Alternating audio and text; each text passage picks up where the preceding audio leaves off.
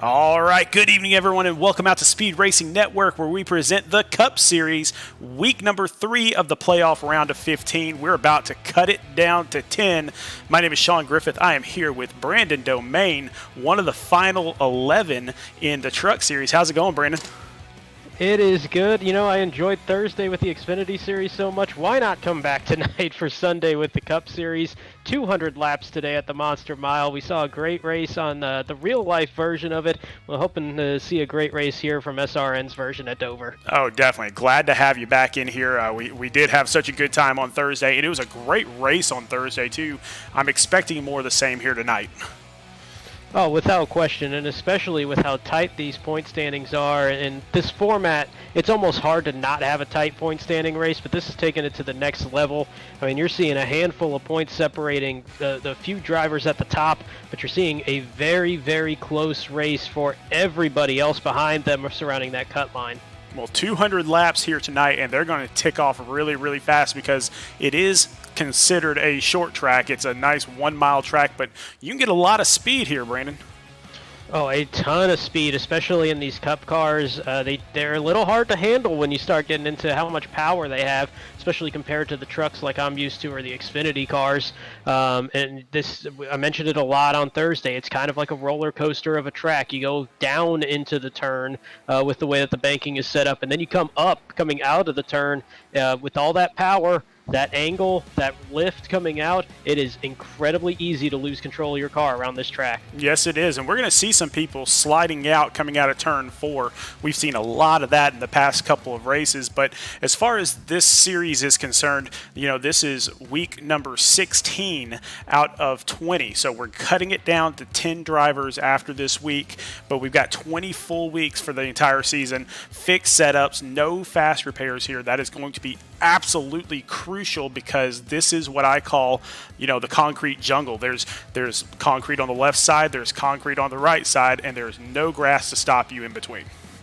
If you have a little bit of trouble here, it is going to become big trouble in a hurry, and especially when you get a lot of cars in close proximity of each other, it is incredibly difficult to avoid anybody. So it's rare that you'll see a one-car accident. I think we only saw one of those on Thursday in the Xfinity race. I don't expect to see more than one in the Cup side of things. Even if they do get a little bit spread out, it's just such a fast track, 22 seconds around this place, a little bit less. You're always on top of somebody at any point. So if one person has trouble, probably going to see more get piled into it. And those fast repairs, well, they don't have them here, so you ain't going to be bailed out from that. No, but because we don't have any fast repairs, these are some of the best drivers out there on iRacing, and so we threw out $1,000 for first place in this series, and that's what these guys are fighting for. We also have a team championship. We do allow 5-person teams into this series, which is a lot of fun. We'll talk about that here in just a second. You know, normally we go to matching wits with Gurwitz, but we want to give a shout out to Aaron Gurwitz here tonight. He hurt his ankle on a boat a little while ago. He was in the ER, was not able to get the interview done here tonight, so we will welcome him back next week, obviously, but we wish him well as he tries to recover from that ankle injury. So instead, let's jump into the race payouts here, Brandon. Yeah, tonight we got top 4 getting paid out. It's a $15 entry to get into the race, so the top 4 all going to get their money back, or at least a lot more if you win or get second. Winner gets $45, second place $30, third and fourth will get their money back. It's a nice little perk here for getting one of those top 4 spots at a very difficult track. Yes, it is. I mean, it's always good to have money sitting out there, not just for the season, but also for the race. But as far as the season is concerned, this is the big daddy of them. $1,000 for first place, $600 for second, $350 for third. Fourth place gets $225, fifth place gets $150, and then that all-important team championship, which is coming down to the wire on 3 teams, $300 for that as well. Yeah, huge paydays for 5 drivers, and also the team getting to split up that nice little $300 payday as well.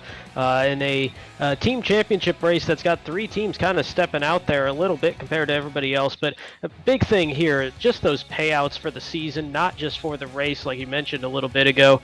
That's huge. There's not many leagues, if not more than just this one, that do something like that where they pay you weekly and they pay you for the season. It's not something you see a lot on iRacing, and it's another one of the parts that makes SRN such a great league. Oh, yeah. We have a lot of fun in this league, but there is definitely a lot of money out there also, but also prizes. So we've contracted with Butt Kicker here. They have decided to sponsor each of our leagues, and the cleanest driver in each league is going to get a free Butt Kicker system so that they can feel like they're even more inside the car.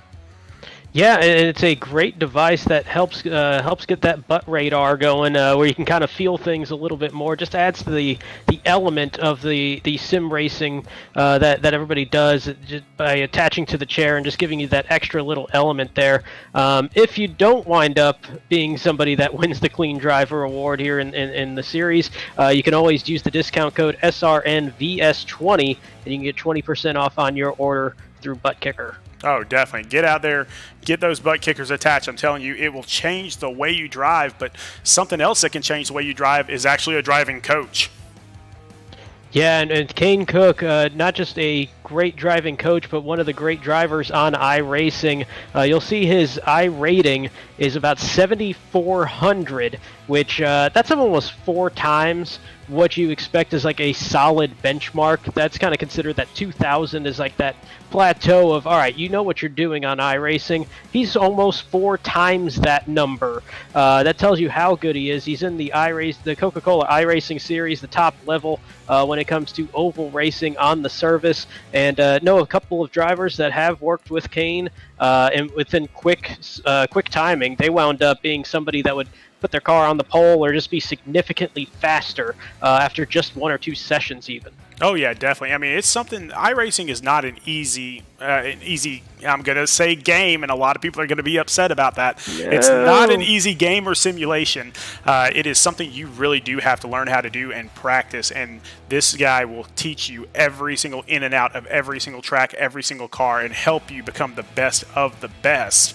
But you know, Brandon, we've got some really, really good drivers out there already to begin with, and some of them are on our teams, and the team that's leading it all right now is Roell Smith Racing.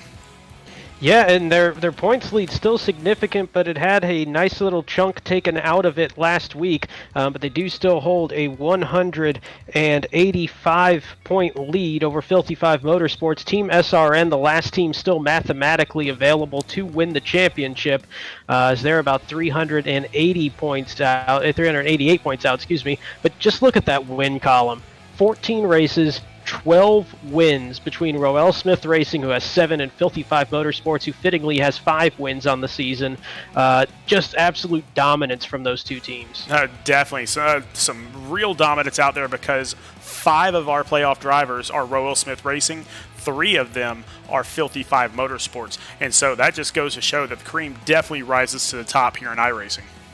Yeah, and you just think about that. Like earlier today in the NASCAR Cup race, you saw Hendrick Motorsports, all 4 of their drivers, the top 4 to finish at Dover, and that was only the 4th time that's happened in history. Here in SRN, that dominant performance has happened all regular season into the playoffs by getting all 5 Roell Smith Racing drivers into the playoffs. An incredible accomplishment that I honestly never would really think could happen, to get 5 out of 15 and have your entire team in the playoff. They did it. They made me eat my words on that. It's incredible what they've done this season. No, definitely, and those team standings and that team championship brought to you by Tropical Smoothie Cafe. Eat better, feel better. If you have a Tropical Smoothie Cafe around you, I'm telling you, go out and get the Beach Bum. It is absolutely phenomenal. My favorite smoothie of all time. If I ever have a Tropical Smoothie within 45 minutes of me, I will go there and get a Beach Bum.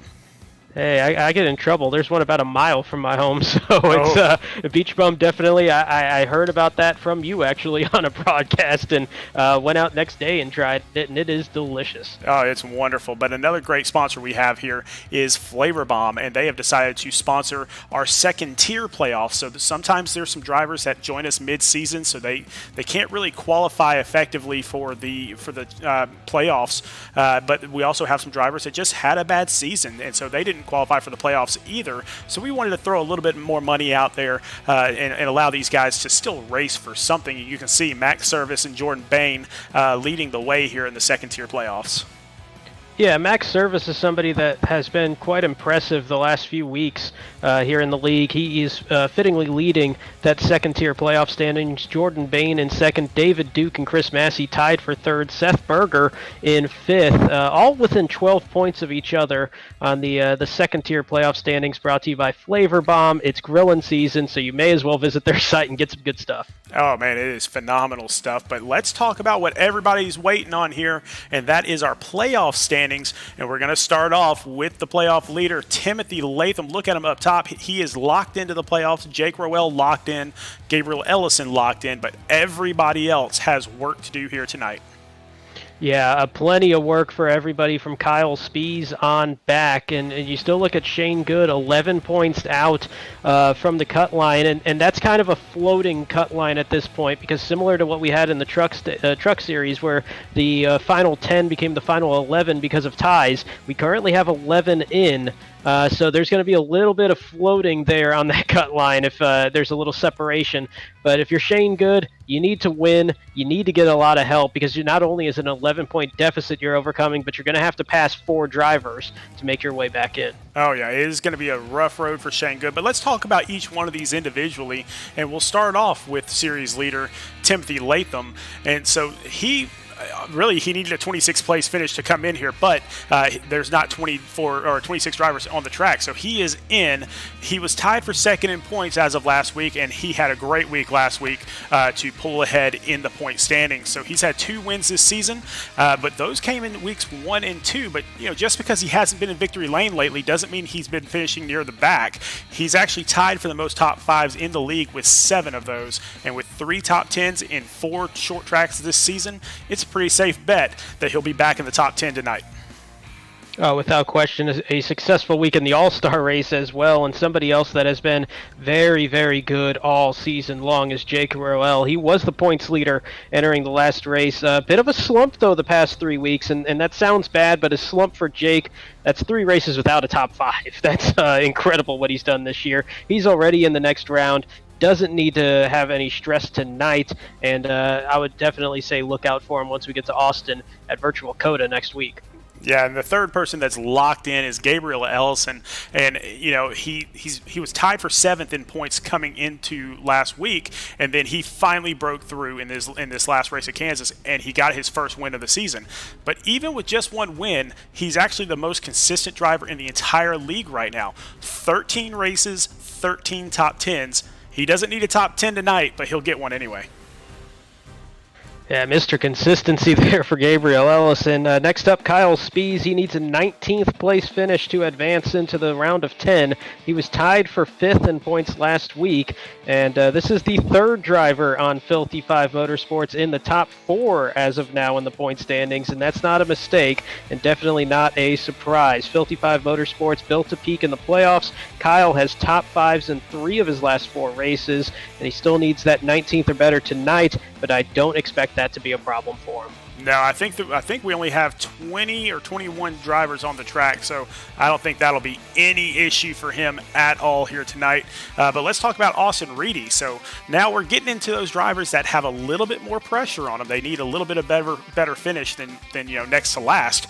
So Austin Reedy, he needs a 13th place finish tonight. So that sounds.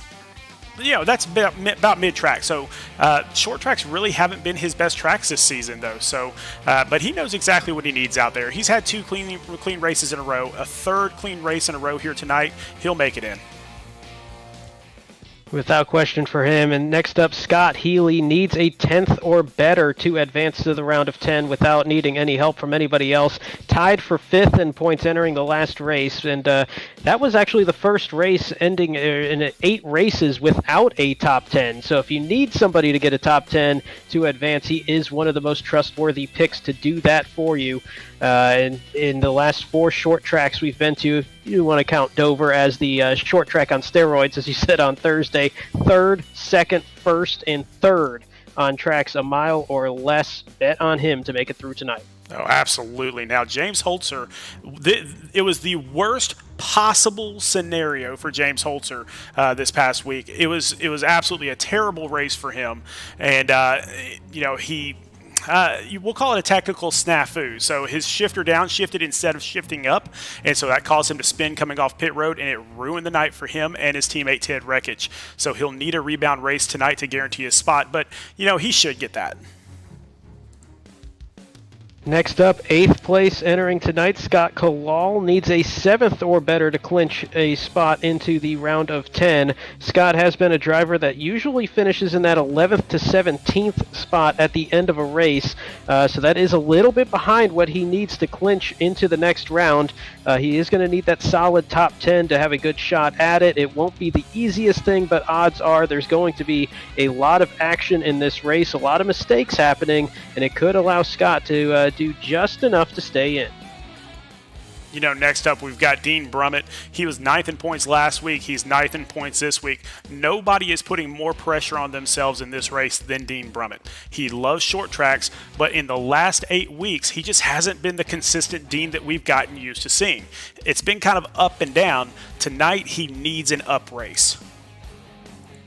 Big time there for Dean. Next up, 10th and tied on the bubble is Ted Wreckage. He needs a win tonight to guarantee a spot into the final 10.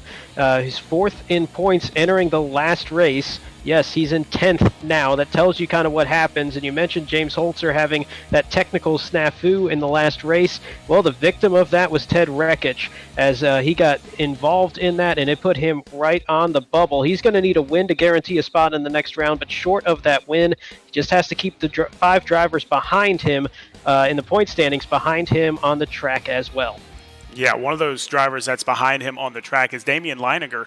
Now, last week he was 14th in points. This week, here he is in 11th. So he's moving up. He had a great run at Kansas, starting 17th and finishing 3rd. After barely sneaking into the playoff the last week of the regular season, he finds himself kind of in the same position. He needs a big race here tonight. But Damien Leininger is a big race driver. And so, believe it or not, I actually like his chances to advance. He's in a good position to do so. Somebody that is going to need a good amount of work tonight to advance is Mitch Rollo. He's going to need a win and a little help to clinch. He's 13th in points entering the last race, 12th in points entering today. And Mitch is a very streaky driver, and if you want proof, look at the first 3 races where he had top 3s in all of them. Since then, no top 3 finish and only 2 top 10s in the 12 races since. If he can string together another top 10 tonight to get to that 3rd one in the last 13, he might have a shot, but he's still going to need some help from others. Yeah, just to let everybody know, I do not see Mitch on the track right now, so that could help some other people kind of move up a little bit. One of those people that really needs some help to move up, Brandon Key. And so Brandon is, we keep saying he's the unluckiest driver in this entire league. He is quite possibly the fastest driver that we have that just cannot catch a break. And so, he moved up the standing sheet last week with a top 10 finish. But he's in some serious danger right now. The good news is that he's had some success on a faster short track. Phoenix is one of those tracks, and he finished 4th there. So, a couple another finish like that with a little bit of luck, and he might just sneak in there. Oh, he definitely still has a shot. Somebody else with a shot to make their way into the second round is Jacob Smith. And I got to be honest, this one's a surprise to see him not in the current top 10 with 1 race remaining. And it's been a bit of a nightmare scenario for him in the last 2 races, as he had a 17th at Talladega and a 22nd at Kansas. But if you want to look at the bright side, there's a reason that Roell Smith Racing is the top team right now. Every one of their drivers good enough to win, and he might need to do just that tonight. And finally, we're going to round it off with Shane Good. Now, Shane had a fantastic end of the season where he had 4 of the last 5 races in the top 10. So he's had a couple bad finishes in the playoffs that have kind of put him in the position he's in right now. It'll take a magical run for him tonight just to make it into the next round. But I'm telling you this, Brandon, if he gets that magical run here tonight, it will give him the confidence that he needs, that I can almost guarantee you he'll make the finals if he can make that magical run here tonight. That would be an absolute Cinderella story if he can make his way from the deficit, going from last into the top 10, advancing to that second round. Would love to see it happen for him. Only 11 points to make up. We'll see if he can do it. Yeah, and once again, here are your playoff standings, and you can see, that cut line is going to get awfully crowded here tonight. And just like the other races that we've had this week, we are going to try to get those results as quickly as physically possible after the race so we can let you know who's in and who's out. So we've been able to get it during the interviews for the past couple weeks, and we'll see if we can do the same thing here tonight. But let's see if we can't get out there on the track, because I believe they just wrapped up, and they did. So they wrapped up qualifying, and starting on the pole, the guy that desperately needs an incredible race and is just good enough to have that incredible race, Jacob Smith from Roell Smith Racing, and on the outside, Timothy Latham, who's already in the playoffs.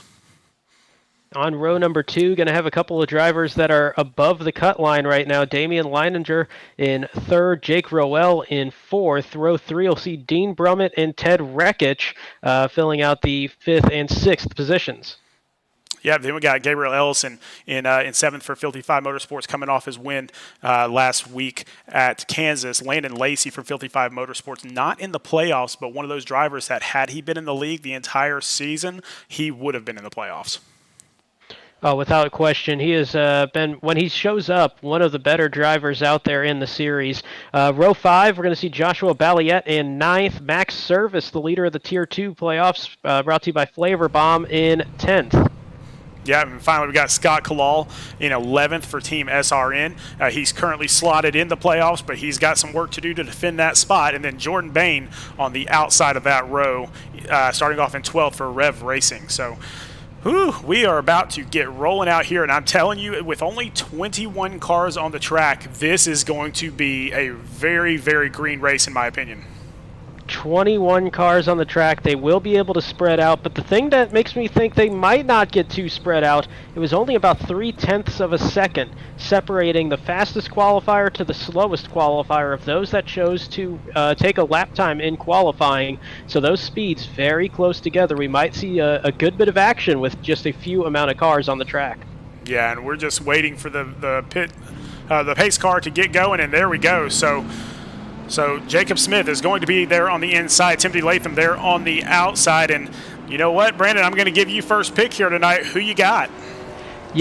Somebody that fast in qualifying, was second quickest in practice as well. I'm going to go with the man that is currently on the bubble. I'm going to go Damien Linenger to get the win and make himself into that final 10. This is like the second time you've stolen my pick, and it's starting to make me angry. So I'm going to have to pick somebody different. Jake Roell has not had a good few races. We joked about it a little bit earlier where that just means that he's had 3 races in a row that have not been in the top 10 or I'm sorry, in the top 5. Tonight, I think he brings it back. I think he gets a win and gets some momentum going into next week at COTA. Oh, for sure. I mean, that's somebody that you can pick him at any track, and that's a safe pick for at least the top 3, if not a win. But let's find out who gets the win tonight at Dover. Definitely, and we are about to get this party started as pace car is off, and Jacob Smith takes off, and my goodness, he gets a great jump. Man, Timothy Latham caught napping on that one. It is a giant jump for Jacob Smith as he opened up about a 2 or 3 car length lead before they even got into turn 1. Man, he just drove away on that one. That was absolutely amazing. Now, the thing to keep in mind here, too, you got to get through these first 2 or 3 laps, let those tires warm up a little bit, break in. It's very easy on these fresh tires to kind of lose a little bit of control. You always think fresh tires are the best way to get around this track in a hurry, but when they're cold, when they're still not really broken in, real easy to lose traction coming out of these turns. Ted Rekich already fallen behind a little bit. He's caught up there on the outside, and early in these runs, the inside line is typically a little bit better. A little bit later on, that outside might come into play. Oh, for sure. That inside line, you really want to keep it pegged down at this point. Once they start wearing out, you kind of have a little bit tougher times keeping it down to the inside just because of the tire wear, and that does make that outside line more of a viable option to make some passes. And he is going to try to make that pass right now, Joshua Balliet. And again, Balliet not in the playoffs, but another one of those drivers that had he been here all season, really had a strong chance at it. He's a really great driver. And you can see him holding tough there to Ted Rekich, who does complete the pass on the inside, and to have that close of a battle on the outside this early into a run, that is pretty impressive. To have a full lap where you're still hanging on to that position even though you had a car on the inside. Yeah, and for everybody that's watching out there, you can look at the top of your screen. You can see all the playoff drivers that are currently inside the cut are in green. The ones that are currently outside the cut are in orange, and then everybody that is not in the playoffs anymore has just those red numbers there. So just be on the lookout for that. And one of those names in green that I'm keeping an eye on, you just see him scrolling by the screen now, and that's Kyle Spees. Gonna be very kind to Kyle because he has dabbled as a spotter of sorts if Travis Trevelyan has had some issues, and I need a spotter during races. But he needs a 19th or better to advance to the second round. Currently, he's in 20th out of 21. Yeah, and one of those drivers, though, that he is super consistent throughout the race. He lets other people wreck around him, and then at the end of the race, he's there in top 10. Yeah, and he did not take a qualifying time as well, so that strategy might be, I'm just going to let this race play out, and over time, just start chipping away at positions. Yeah, it is not a bad idea because here on a short track, you either get a good green flag run, and so that brings it into fuel strategy, or you start getting wrecks, and being back there in the back will help you kind of get around those wrecks. Yeah, and we've seen that all week on the trucks and the Xfinity Series where you're getting, I would say, 2 quality length green flag runs. We saw that at the end of the truck race with about a 30-lap run. One of us said we saw a good 60-lap run on the Xfinity Series, if not a little bit more than that. I do expect to see one of those runs, if not 2 of those runs tonight here at the Cup, guys. Well, let's go back up front. Damien Linenger here in the 4th position. And again, he is one of those that he's kind of been on the bubble pretty much all postseason. So he barely made it into the playoffs. Now he's on the bubble to make it into the next round. But here he is up in 4th place, and that's kind of where you expect to see him on one of these cutoff races. Yeah, he has been very clutch as this has gone by. The first race of this round, he had a 25th, but it was Talladega. Yes, the position obviously does count, but it's one of those ones that anything can happen at a restrictor plate track, or what used to be known as a restrictor plate track. So you kind of throw that one out a little bit. 3rd last week at Kansas, but he is somebody that gets a little bit roller coastery. He's got those 5 top 5s, but he also has 8 finishes a 20th or worse. So when he's on, he's definitely on, and tonight it looks like he is on. Definitely. Now he's got Dean Brummett right back there on his tail. And Dean, I had mentioned a little bit earlier, one of the more consistent drivers in this league, but he's really been up and down the last 8 weeks. And so, again, he really needs an up week this week, if for no other reason to build his confidence going into the next round. Yeah, it's kind of hard to figure out what's going on with Dean right now. He's somebody that you always expect him to be up front, and it's been a bit of a difficult season for him. He does have that one win that he got at Richmond. But, 9 top 10s, he's still been very clean. Oh, speaking of clean, we got trouble on the backstretch. That's Scott Healy, who we were talking about a little bit earlier, and that will bring out our first caution. Big hit there. I think it was him and, was that Joshua Balliet? That definitely was, and Joshua over on the driver chat apologizing for that one, saying that was his bad. It looks like he just got near the wall and had to come down. And just an unfortunate victim there is Scott Healy, somebody that is not safe by any means, 14 points clear of the cut line. Well, we're going to back this thing up, and we're going to see a wreck replay brought to you by Sandwich Man Racing and Sports Memorabilia. Go find them on Shopify, all sorts of good stuff in their shop there. So we'll take a look, and it just, man, nice hard hit. We're going to get a better view of that, though. Just a small mistake where you just barely touch the wall. You try to come off it because it's like I mentioned the other night. It's like a magnet when you get to that wall. It takes a little bit of effort to get away from it, and just wrong place, wrong time. It looks like the 64 did even move up a little bit at the same time. Wasn't trying to do anything, just get a better line going into the turn, and it turned out to be the worst place at the worst possible time. Huge hit into the wall for Scott Healy.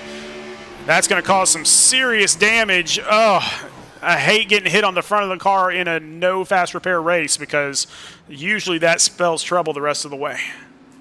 That is gigantic, and now at that point you start looking at the tacks, you start looking at everything going, all right, is the engine in good shape? Is it going to make it the rest of the way?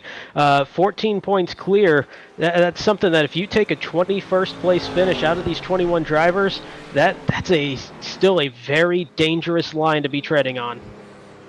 Ooh, and Jacob Smith, who needs that win and needs some help as well. He's doing his part right now, staying up front, but right behind him, Timothy Latham, Jake Roell in second and third. Yeah, and we really didn't show Jacob a whole lot there in the lead, and that's because he had about a 1.5 2-second lead in the first 15 laps. He was checked out pretty well. There wasn't a whole lot to see there. Well, Jacob Smith is good on pretty much any type of track. In fact, if he makes it into the next round, I've got to put him as the favorite going into the Circuit of the Americas. Oh, I think that's without question. And you really look at both of the namesakes there of Roell Smith Racing, between Jacob Smith and Jake Roell. They're the two guys that, without question, you look at when it comes to road course racing. And I mean, Jake won at the Daytona Road Course earlier this year. Jacob Smith always a threat there. So you get to Austin, if we know that Roell is going to be in. If Jacob Smith is in as well, that's a dangerous 1-2 punch for everybody in the playoff field. Yeah, Scott Healy stuck in the pits in here, getting some damage repaired, and hopefully he can get back out of the pits here shortly and get back on the track, but he's already a lap and a half down. He is hoping for a very quick caution to give himself a little bit more time to fix that car up. And it's scary for him right now because this pace car is about to pull off the track, go back down pit road, and we're going to go back to racing, and these laps are going to start ticking by very, very quick. So pace car will dive off, and I believe Jacob Smith and Jake Roell, Dean Brummett in a line on the bottom row. They're going to help each other out, get a good run, and it just didn't look like it worked out very well for Jake Roell and Dean Brummett back there, because Timothy Latham and Damien Linenger are going to move into second and third. Much better job that time by that outside line, especially Timothy Latham with that reaction time. It's something that we were talking about on Thursday. Yes, you have the advantage at every track when you're leading and restarting the race, because you know when you're going to go. Nobody else does, unless you have some radio communication there between teammates. But at Dover with fresh tires, it's really easy to spin the tires on this concrete surface. So it's one of those things where if you're second, you're reacting. You don't just punch the throttle full speed, because you might have a little bit of tire spin, might get into some trouble yourself. Yeah, and we can see Scott Healy still in the pits there, so now he's starting to come out of the pits. He's going to end up being about 4.5 to 5 laps down as he comes out, and he's probably not going to be on full power either. Yeah, this is going to be a long night, but if you're Scott Healy, you have to stick with it as long as you possibly can. Even if you do have some engine damage, just ride it out as long as you can. Do the best that you can in the damage control department at this point, because you don't know what else is going to happen in this race. If he can get another 30 laps in, 40 laps in, if there is some engine troubles there, who knows? There could be a big pile up here that takes out a few cars, and he winds up in that 14th or better position despite having this early damage. Yeah, I think you and I spoke before the race, and I said I kind of see this thing going as a couple of quick cautions, and then they'll start to kind of get spread out. But we've had that one quick caution back there on lap 13. Nothing yet since then. Yeah, it's definitely looking like that race is going to play out how you were expecting. They're really getting spread out here, and looking at the time charts, I really don't see any side-by-side racing or much of anybody that's within a couple of tenths of a second of each other. So there's a lot of patience right now as this field stretches out. Justin Boyles went down onto pit road and took a tow, and he just left the building. I got nothing on that one. Not sure what might have happened there. Don't want to speculate on anything, obviously, but definitely looks like he's showing as manually disconnected. He is out. Well, and that's going to help Scott Healy. If Scott can move up another or go on for another 3 laps or so, that's going to move Scott Healy up one position. And again, that 1 point, we've already seen it this postseason already. That 1 point means everything. Oh, that 1 point is huge, and it's another 1 point that could be on the table here for Jacob Smith. He's 24 for 24 as he comes out of turn 4 in laps led. Of course, you get that one additional bonus point for leading the most laps. You get one bonus point for leading any lap during the race, and these bonus points might come up absolutely huge. Well, I'm getting word that there was some damage off of a wall for Justin Boyles, and that's why he ended up coming into the pits and just ending his race. So he hit the wall hard, apparently. I did not catch that on my screen. Yeah, really easy to do early in a run here, especially as you come out of these turns. I'm going to assume that's kind of what happened, just because it's the most common thing that you see, as Jordan Bain getting passed by, I believe that's that's Jake Roell. No, I don't think that's Jake Roell. No, wait. I see dual nines. Okay, we're confused. That's Landon Lacey. That's Landon Lacey. Okay. Wow.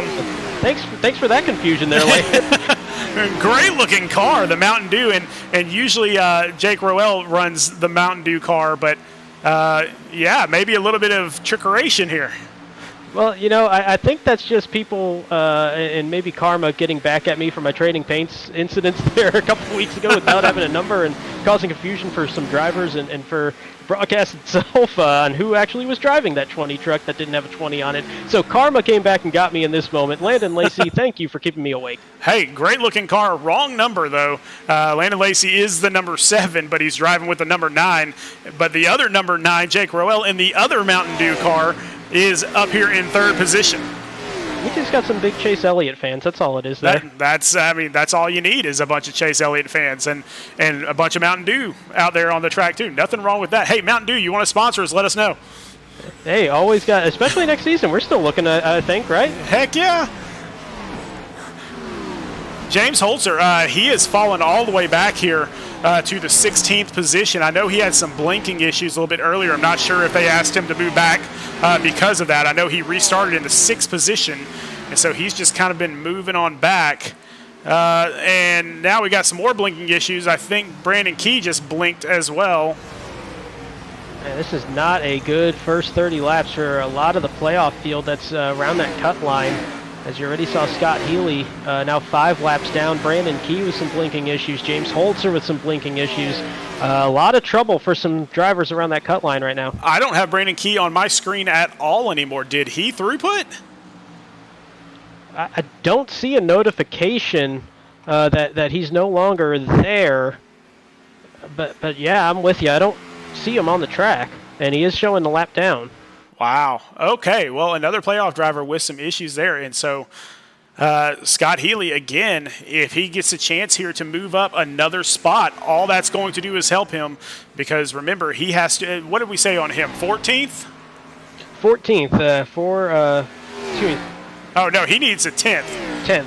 Yeah, 10th or better for him. 14 points clear of that cut line. And I mean, hey, if he can get back into that, say, 18th, 17th position, you're really asking for people to pass to kind of have a dream scenario where they all line up perfectly for him to lose enough positions to fall out of the playoff. Yeah, Kyle Spees keeps on moving up. He just made the pass on Ted Rekich there, moving into 11th spot. And so they are working their way forward, him and his teammate Landon Lacey there in the 9/7. And so they're working their way up.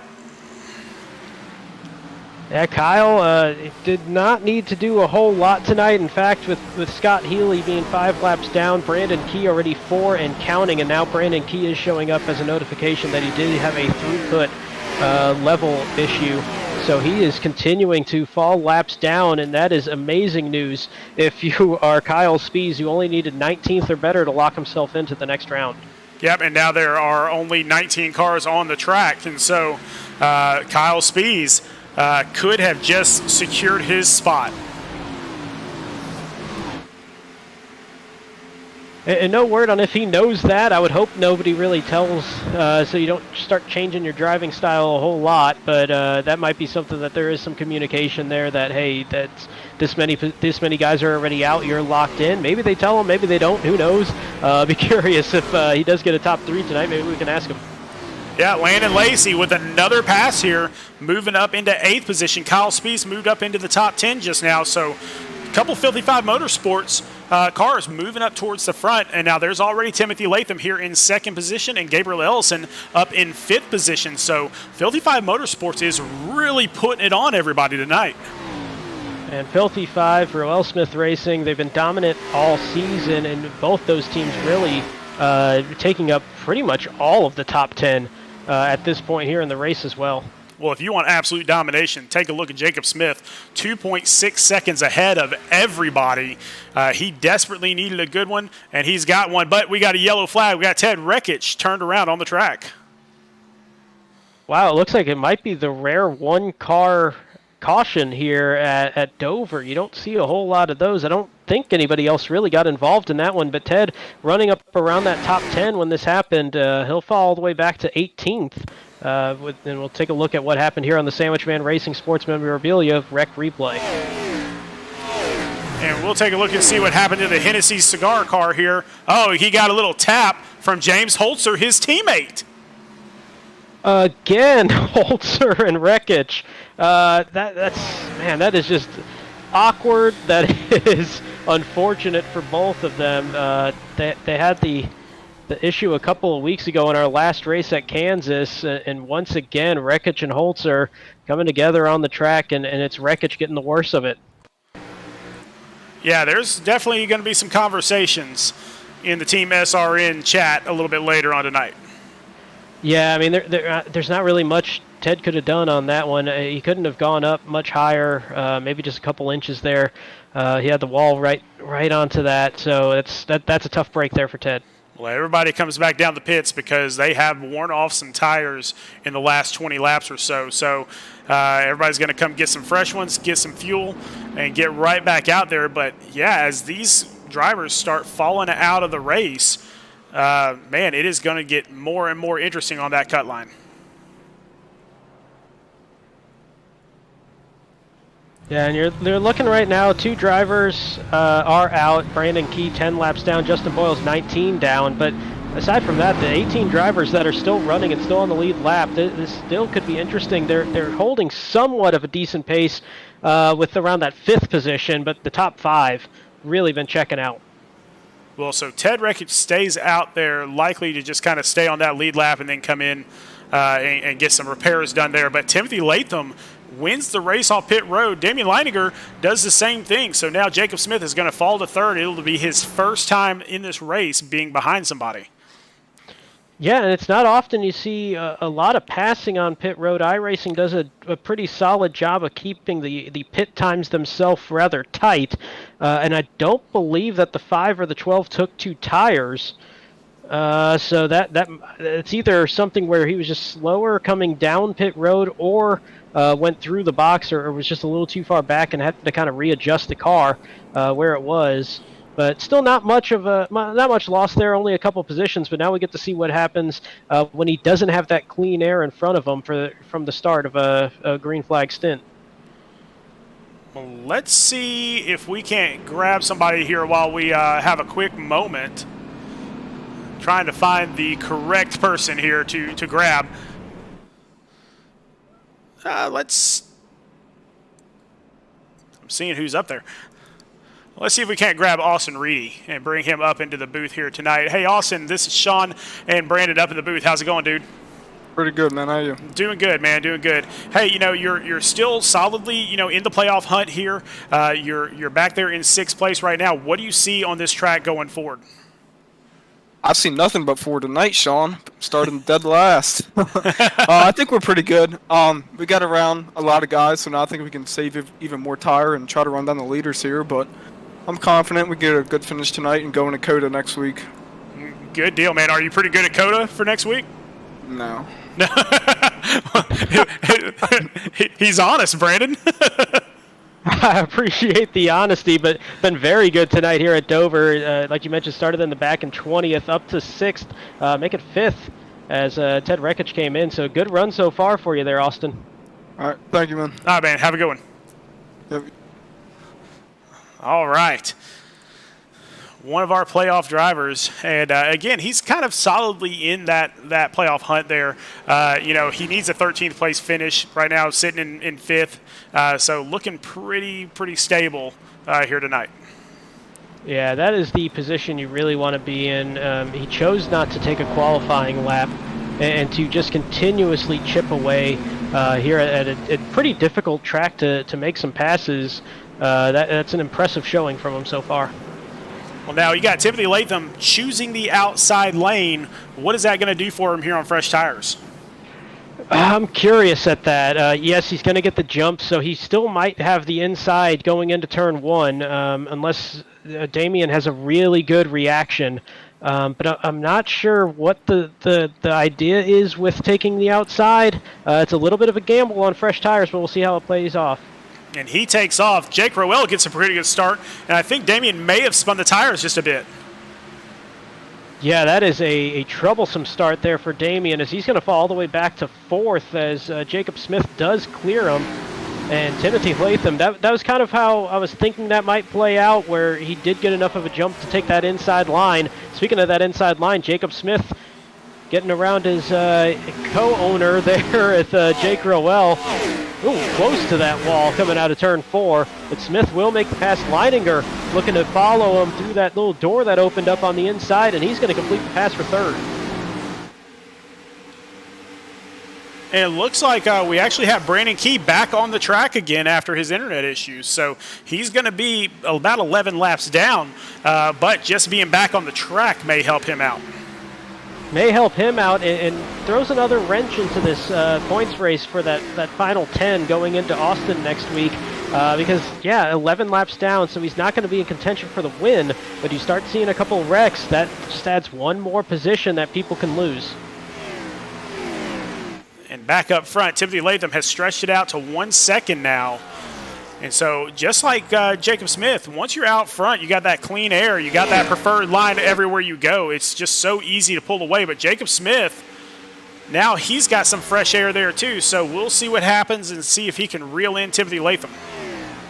Yeah, and I'm not trying to wish ill on Timothy Latham here, but I want to see Jacob Smith close the gap because I want to see this racing 1st and 2nd. And we talk about how realistic iRacing is. We're kind of seeing that play out here today. It was very difficult for anybody to catch and pass the leader under green flag conditions at Dover and the Cup race today for real.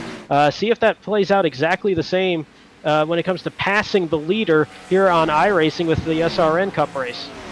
Yeah, and looking out in the YouTube chat right now, Brandon Key, he wrote in there, wow, I have no idea what happened. iRacing kicked me out of the race. And so the bad luck for Brandon Key continues. That's unfortunate, and it's one of those things, yes, it's a technical issue. It's completely out of your control, but I think the healthiest way to look at it is it's the same as having a mechanical issue. It's out of your control. Sometimes things just happen. It's unfortunate, but it's just something that you just have to look at with the best way you can, and I think that's the iRacing version of just having something like a mechanical error. Well, Scott Kalal just moved up the track and allowed Austin Reedy to get a nice little run on the inside. And Austin's going to try to make that pass here on this turn, and that will move him up into 6th position. Yeah, lost a couple of spots since the restart, but working on getting those spots back. Scott Kalal now in 7th after being passed here by Reedy. So a couple of guys that are really trying to keep their spot going forward into the playoffs with a couple of solid performances thus far. And you can see it's still 1 second lead between Latham and Smith. And so Latham has not been able to pull away very much, but Jacob Smith has pulled away from 3rd place Damien Linenger by about an additional second. Oh, nice little slide out of 4. Might have kissed the wall just a little bit there for Latham, but these two have definitely been the class of the field. But you can see that interval getting closer and closer with Jacob Smith now just 6/10 behind. Talked about Kyle Spees a little bit earlier. He's trying to make the move here on Joshua Balliet on the inside. Now remember, Joshua was a little bit involved in that first wreck with Scott Healy. He apologized to Scott for that incident by banging off the wall and running into Scott there. So Kyle Spees just has to get past him as quickly as possible, and he does. Yeah, nice clean pass there. And Dover, you really do have to set it up a little bit. Unless the driver in front of you makes a mistake and you can capitalize on it, you do have to set up a pass for a couple turns to really make it happen here, especially if there's clean air in front. Well, Landon Lacey making the pass on Dean Brummett, and so Landon will move up into the 8th position. But up front, Jacob Smith has started to catch Timothy Latham. It's down to 0.4 of a second. And this is going to be interesting. Can he make a pass on Latham, or will that clean air on the nose of the 5 car just continue to give him an advantage when it comes to trying to make a move around if you're Jacob Smith? Well, he is maintaining that 0.4 of a second lead, but these two combined have pulled away by about 2 seconds over 3rd place. And so now it's down to 2 cars, and if we can stay green, then it's going to be tough to catch either one of them. Yeah, these two have just been absolutely, I mentioned it earlier, the class of the field thus far, as we're a little over a quarter of the way into this 200-lap, 200-mile race around the Monster Mile, and they've just been 1-2 pretty much the entire time. Well, the good news with everybody back towards the back is everybody's starting to get lined up, so you can really run your preferred line. You can really find your groove out there. But the bad news is that these guys have found it since lap 1. Yeah, I think at this point, I don't want to say you're kind of racing for 3rd because there's still time for anything to really happen, or somebody could just figure it out a little bit more and find more of a groove. But really, we're getting pretty stretched out, and aside from this race for the lead, as Jacob Smith gets to the inside, it looks like the 5 of Latham got a little tight going in, or maybe overdrove it and had to correct it. That opened the inside line for the 11, and Jacob Smith once again out front. Man, he made that pass look a lot easier than we thought he could. Yeah, and I'm wondering if Timothy Latham in the 5 may have just come out a little bit hot, and the tire wear is starting to show a little bit, because he has had some issues in the middle of the turn and the exit of the turn. It looks like we're just having a little bit of traction lost compared to the 11. Going back a little ways, Landon Lacey still moving up into the field here as he passes Scott Kalal. And so he is now up in 7th position, and he's trying to track down Austin Reedy now. Yeah, the false 9 there for Landon Lacey, actually number 7, and he's also running in position number 7 now. And it almost looked like Scott Kalal just is kind of riding that outside. I'm not sure if I'm not going to say he gave the position up, but I don't think he put up much of a fight there against Landon. Well, and again, Scott Kalal just has to stay clean. So if he can stay clean out there, he needs a 7th place finish, but and that's just to lock himself in. Right now he's currently in 8th, but with everything that's happening on the track right now, if he just stays clean the rest of this race, he probably will make it in. Yeah, that sounds about right. And there's still going to be some trouble out there. I don't expect us to go green the rest of the way. I mean, stranger things have happened. But I think once the intensity ramps up, you might start seeing a couple more cautions here. But I think you're right. If you stay clean, you do definitely have a good shot at the top 10. Well, one guy we haven't talked about yet tonight, Shane Good. He came in 15th in points coming into this race. He's got a tough hill to climb if he's going to stay in the playoffs. It will take an incredible run, but right now kind of hanging out in the back, just kind of keeping the car clean, waiting for his moment to pounce. Yeah, and in the shortened field, it's pretty much that he will need to win the race. Somebody's back in the back. Whoa. Oh, he got one against the inside wall. I'm not sure who that is. It looked like a Bronco Motorsports car. It may have been Chris Massey. Yes, it was. But we're still green. Yep, still green. As the trouble he had was up against that inside wall. He'll take a hit there in the Tier 2 playoffs as he entered this race in 4th there. Just 10 points out from the lead, which is held by Max Service. And once again, another position here for Landon Lacey, who gets around Reedy. It's not going to be long before we see a 9 versus 9 car little battle here, as Landon Lacey is only 2 spots away from Jake Roell. And let the confusion begin. At least one is pink. It's easier to tell the cars apart if you just don't look at the number. Yeah, Jake Roell is green, Landon Lacey is pink. That's all we know. I didn't know that there was a pink Mountain Dew flavor, but today I learned something new. It's now it's watermelon. one car closer. That actually sounds pretty good. It is really good. Closer now as Jake Roell gets passed by Gabriel Ellison and Mr. Consistency making his way up to 4th. And here we go, 9 versus 9. Yeah, the battle of the Mountain Dews. You got original or you got watermelon? Oh, it is. Roell gets right up against the wall coming out of 4, and that's going to open up the window to the inside for Landon Lacey and give the edge to the watermelon Mountain Dew as he'll move into the top 5. Never thought we'd have a race between Mountain Dews out on the track, but here we are, and Landon Lacey has just moved into the top 5. Jake Roell already locked into the next round of the playoffs, so he doesn't really need that top 5 finish, but he would certainly like it to get some momentum. And all I know is if I run a cup race next season, I'll show up with the Baja Blast car. That would be excellent. We're going to have an entire series of nothing but Mountain Dew cars. And then get sponsored by like Dr. Pepper or something. Oh, yeah, that'd be great. That'd be great. Oh, Jake Roell and Gabriel Ellison, they touch a little bit.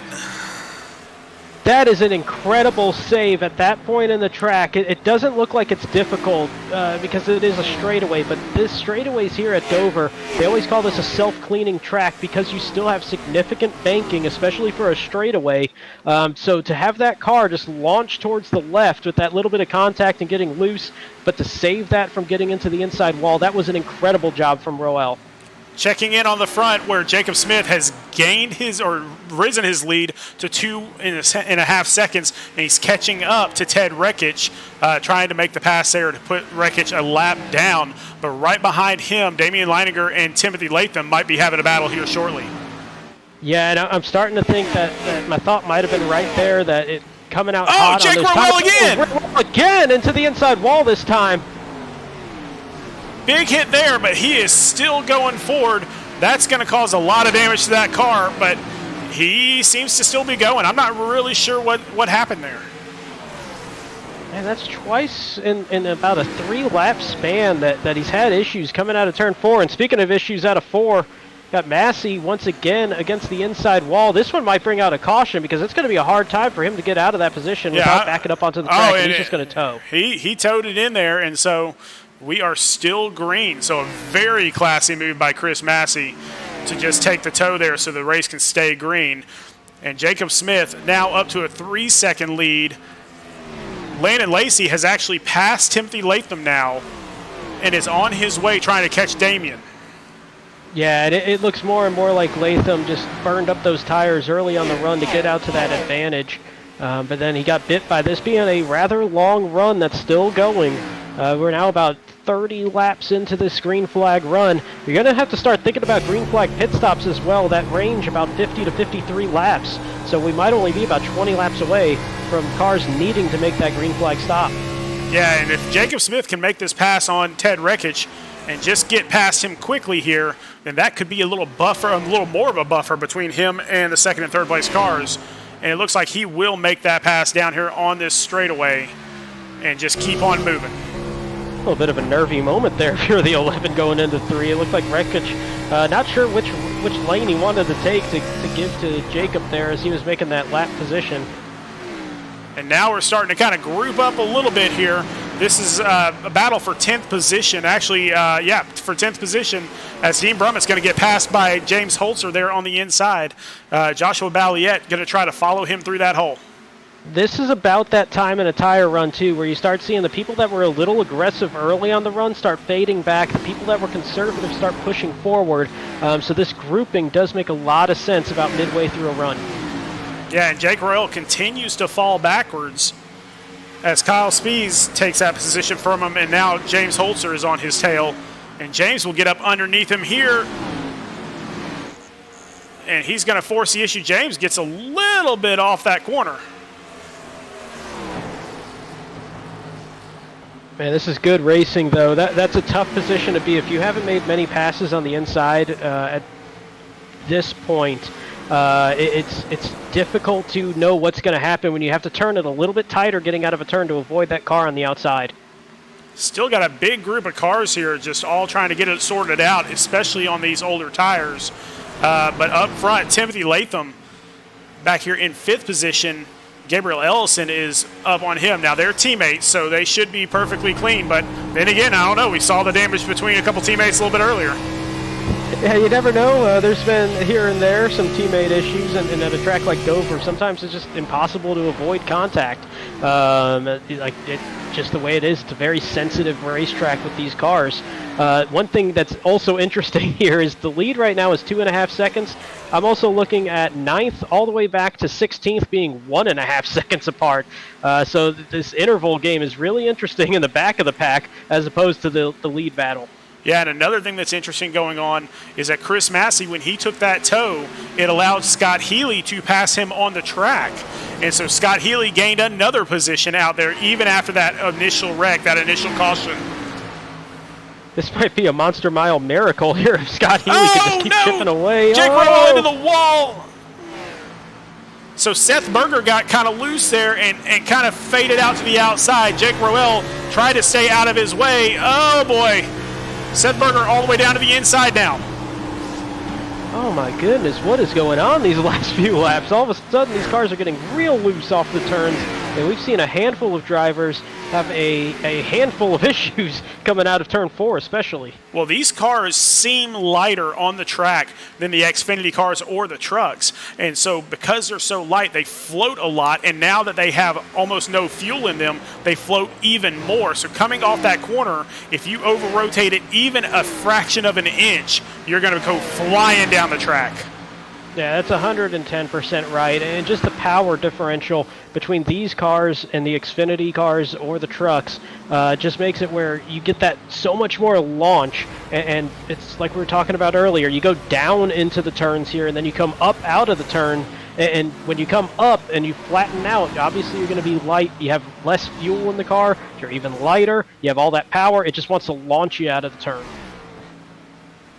Yeah, we're watching Jacob Smith here, still 2.6 seconds ahead of second place, Damien Linenger, and it's just a matter of who comes into the pits first and when. Yeah, we're about, I would say, 10 laps away from everybody needing to pit, but the question is going to be, will anybody try to undercut? And we saw that with some pretty decent success in the Xfinity and the truck race. In the Xfinity race, it was blocked pretty well by the leaders pitting about 2 laps later. But I wonder if anybody's going to make that push. It's a dangerous game. You can get caught. Oh, Jake Roell! We got caution now and one up in the air. No caution. Whoa. No caution. Jake Roell got into Seth Berger there, and I think Jordan Bain involved as well. The only playoff driver in there was Jake Roell, but they're still moving forward, and Seth Berger still up there with Jake Roell. I've never seen a car surf on top of another car and not have a caution. That was unreal. Incredible. And so now Seth Berger will take that spot away from Jake Roell. Jake Roell's got to be hurt. Yeah, that car is definitely under power. And he's going to be the first one to pit. That's not a surprise. Like, if you're slowing up that much, come in, get a little bit of damage fix, see what you can do here. And at the very least, you get an idea of what the damage really is and how much repair time is going to be needed.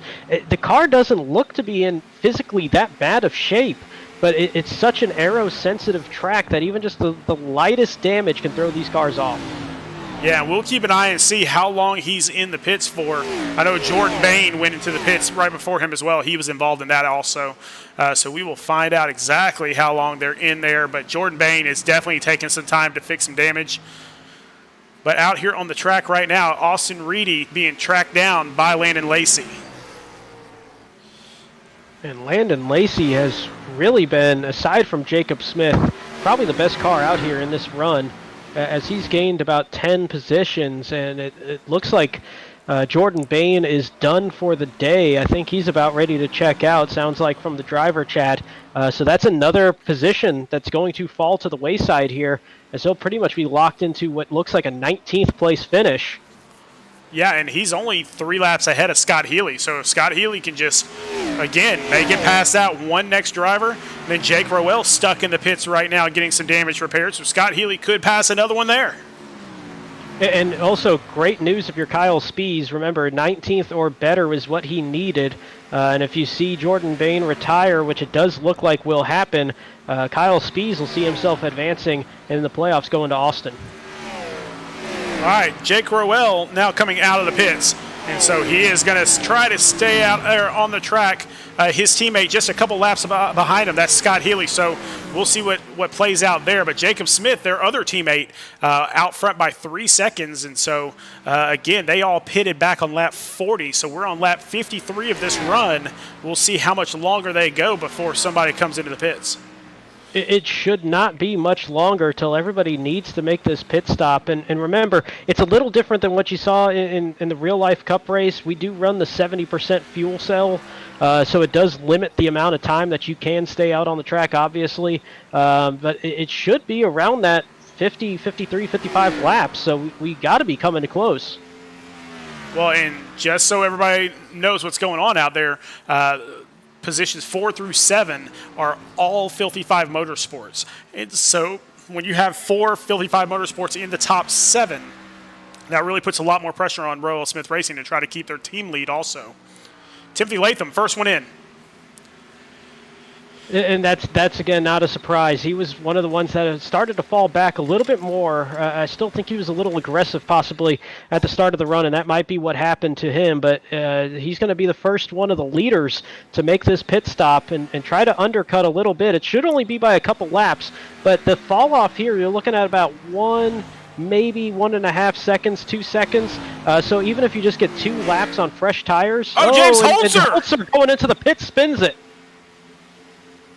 Another playoff driver having some issues down there, and he's going to come in. I don't think he passed the cone, so I'm not sure he's going to get a penalty for that. But right behind him, that's our leader. So that's Jacob Smith coming into the pits as well. Yeah, he's you have to pit at pretty much this time, but he's also blocking that little bit of an undercut by coming in within 1. It looks like Damien Linenger possibly led a lap. Not sure. We'll have to look at the scoring on that one, but he's going to be the next one to make his way in. Yeah, I believe he did lead a lap there. Oh, and Damien Linenger spins it. Oh, it might have contact. What a save from getting into him by Austin Reedy. They might have had slight contact, but that is incredible heads-up driving there from Reedy. And now Landon Lacey leads this race. Joshua Balliet in second, but Joshua is about 8 seconds behind Landon Lacey here. And so Lacey definitely needs to pit here in the next couple of laps. But, wow, a lot of issues getting onto pit road.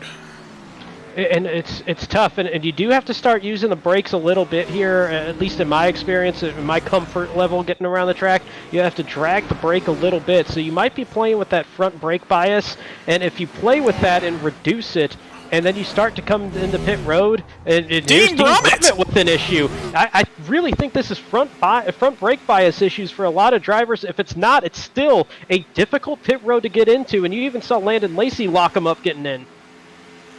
So many issues out there on the track here tonight.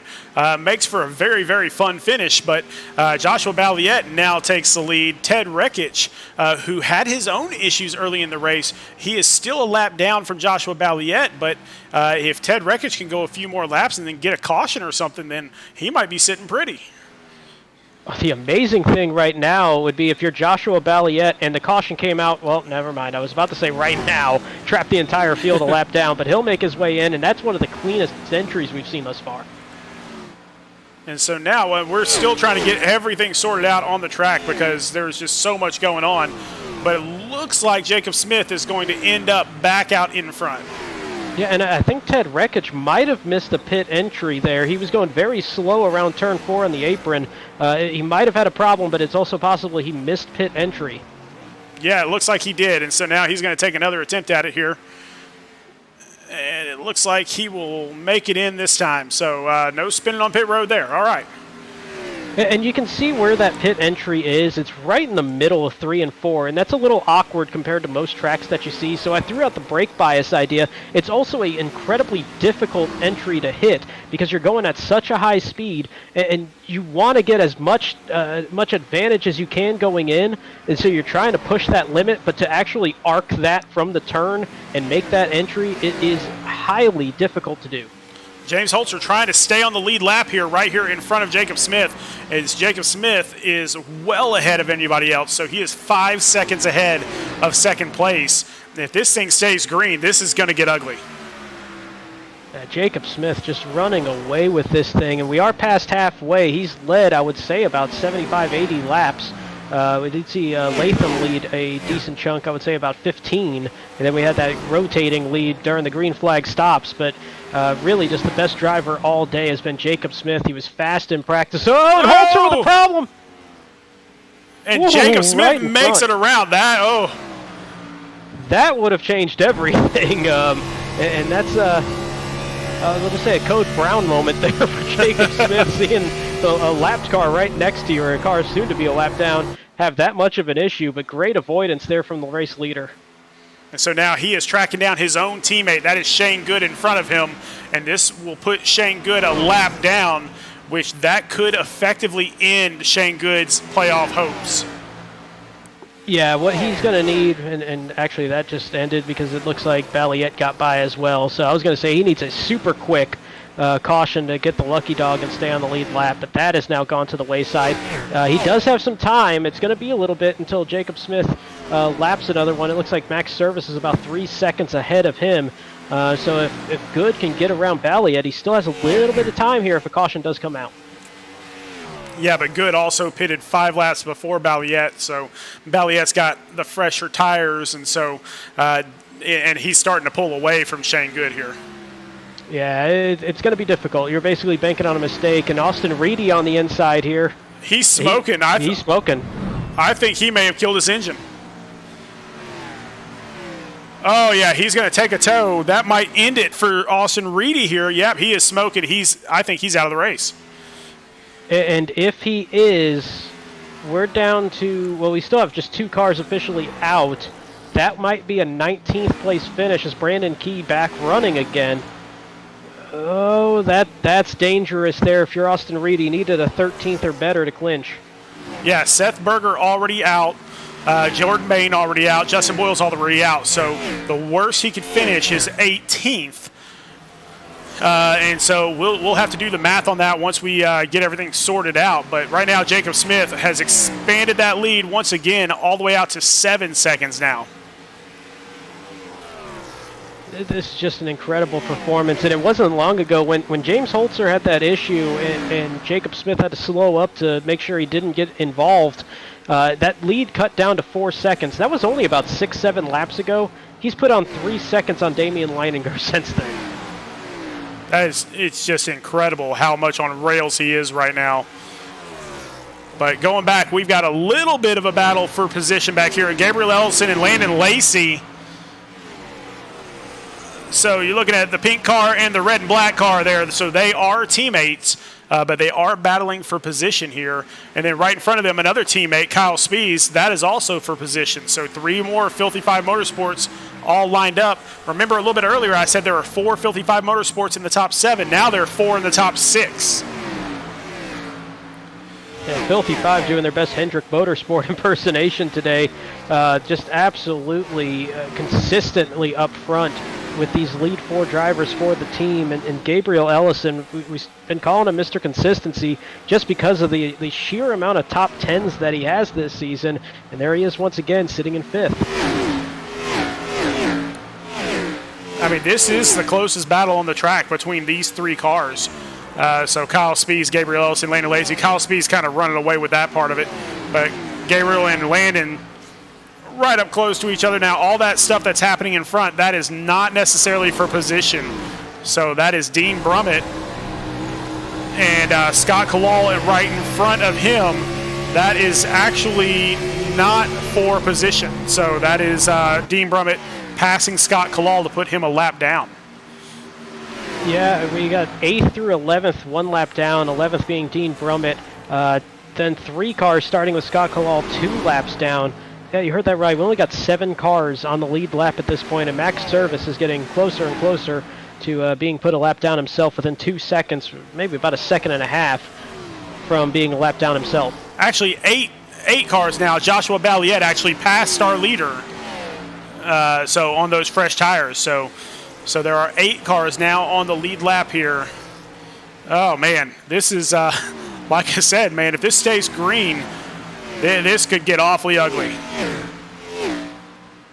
But if it doesn't stay green, this is going to be an interesting shootout between about 8 drivers on the lead lap. Right. So you're kind of banking on it for entertainment purposes, definitely. But Jacob Smith, that would really just be a discredit to what he's done tonight. Just absolute dominance here at Dover. I mean, I'm trying to do the math in my head right now, and like we said, once we get to the end of this race, we'll do the math as quickly as we possibly can to see what happens here. But, the maximum number of points is 45 that you can win.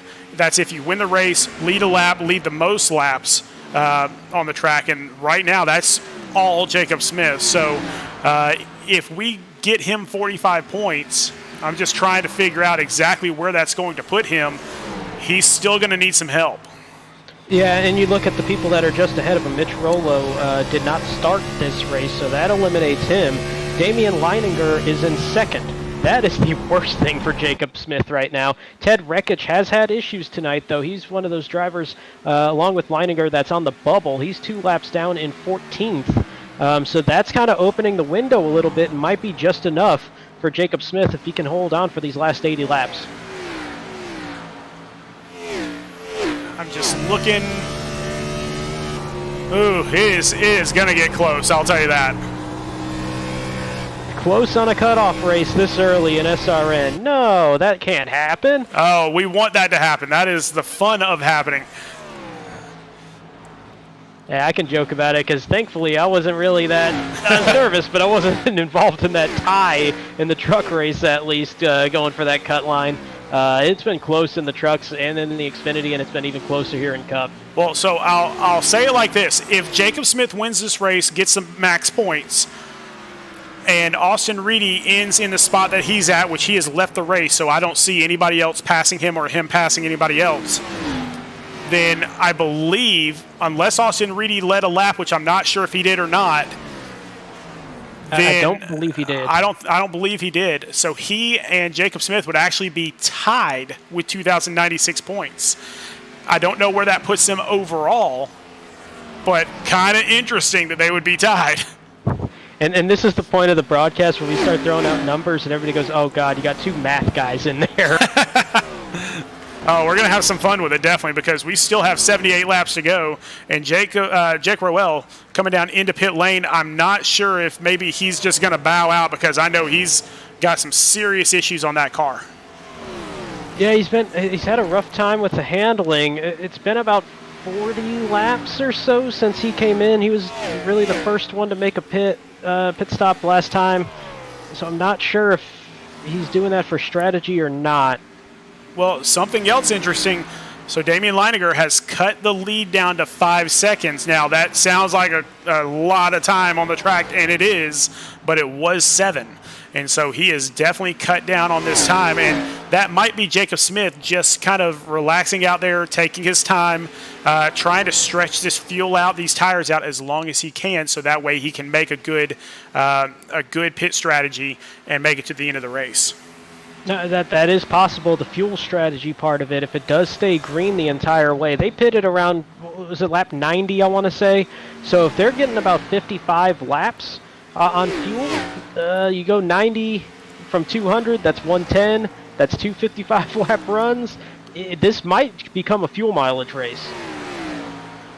Yeah, this is just really doing the math on this stuff quickly. Now, another interesting point, Shane Good has now positioned himself as the lucky dog. And so if there is a caution, then Shane Good could get back on the lead lap. And, of course, he came in 15th in points, and so he needed a win and a lot of help. But getting back on the lead lap would certainly do some wonders for him.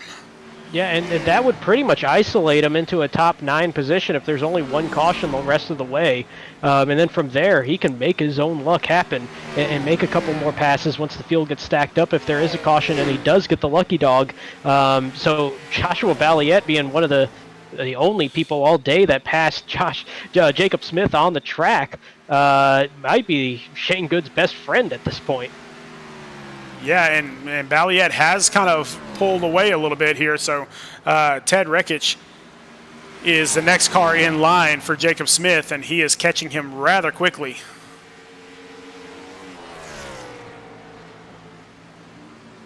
Not a lot of racing right now for position out there. The closest one is Joshua Balliet and his teammate Max Service, which you can see those two cars right there. That is the closest battle for position on the track, and it's still 0.4 of a second. So we are definitely getting spread out on this track.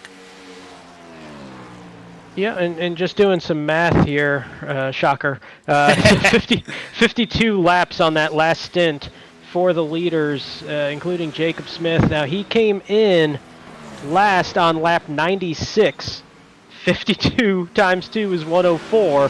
That's definitely what's happening with these lap times dropping off a little bit. It's been consistently in the 23.8s for Jacob Smith. I believe he's saving fuel at this point, and that's what got that window to close a little bit, that gap to close, because this is going to be a fuel mileage race if it stays green the entire way.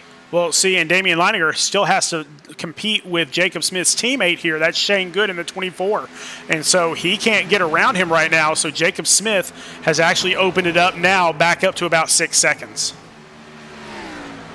Yeah, and that's part of the fun here, too. When you're the leader, you're the one putting cars a lap down, so it is a little bit more difficult. If you're in second place, it's a little bit easier. The lap car is putting up less of a fight. That is unless you're the teammate of the actual race leader, and then you might make it a little bit more difficult on that second place driver.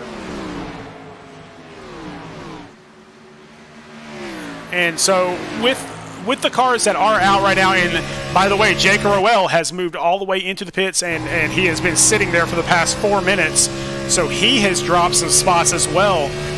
So Scott Healy, who was all the way back in last after that really, really early caution, has actually moved all the way up into 14th position. Yeah, he's had a huge comeback. He's still 5 laps down, which, I mean, that's what he was when he returned to the track. So he's had a solid race since returning to the track. Hasn't been put a lap down, which not many drivers on the track can say at this point. The other one I'm noticing here is Brandon Key, who had that tech issue where he got booted from the system. Lost 11 laps. He's all the way back up to 16th. Yeah, Brandon had a little bit further to go to get himself into the playoffs, and right now he's definitely going to need some help to get there. But staying in the race, that's number 1.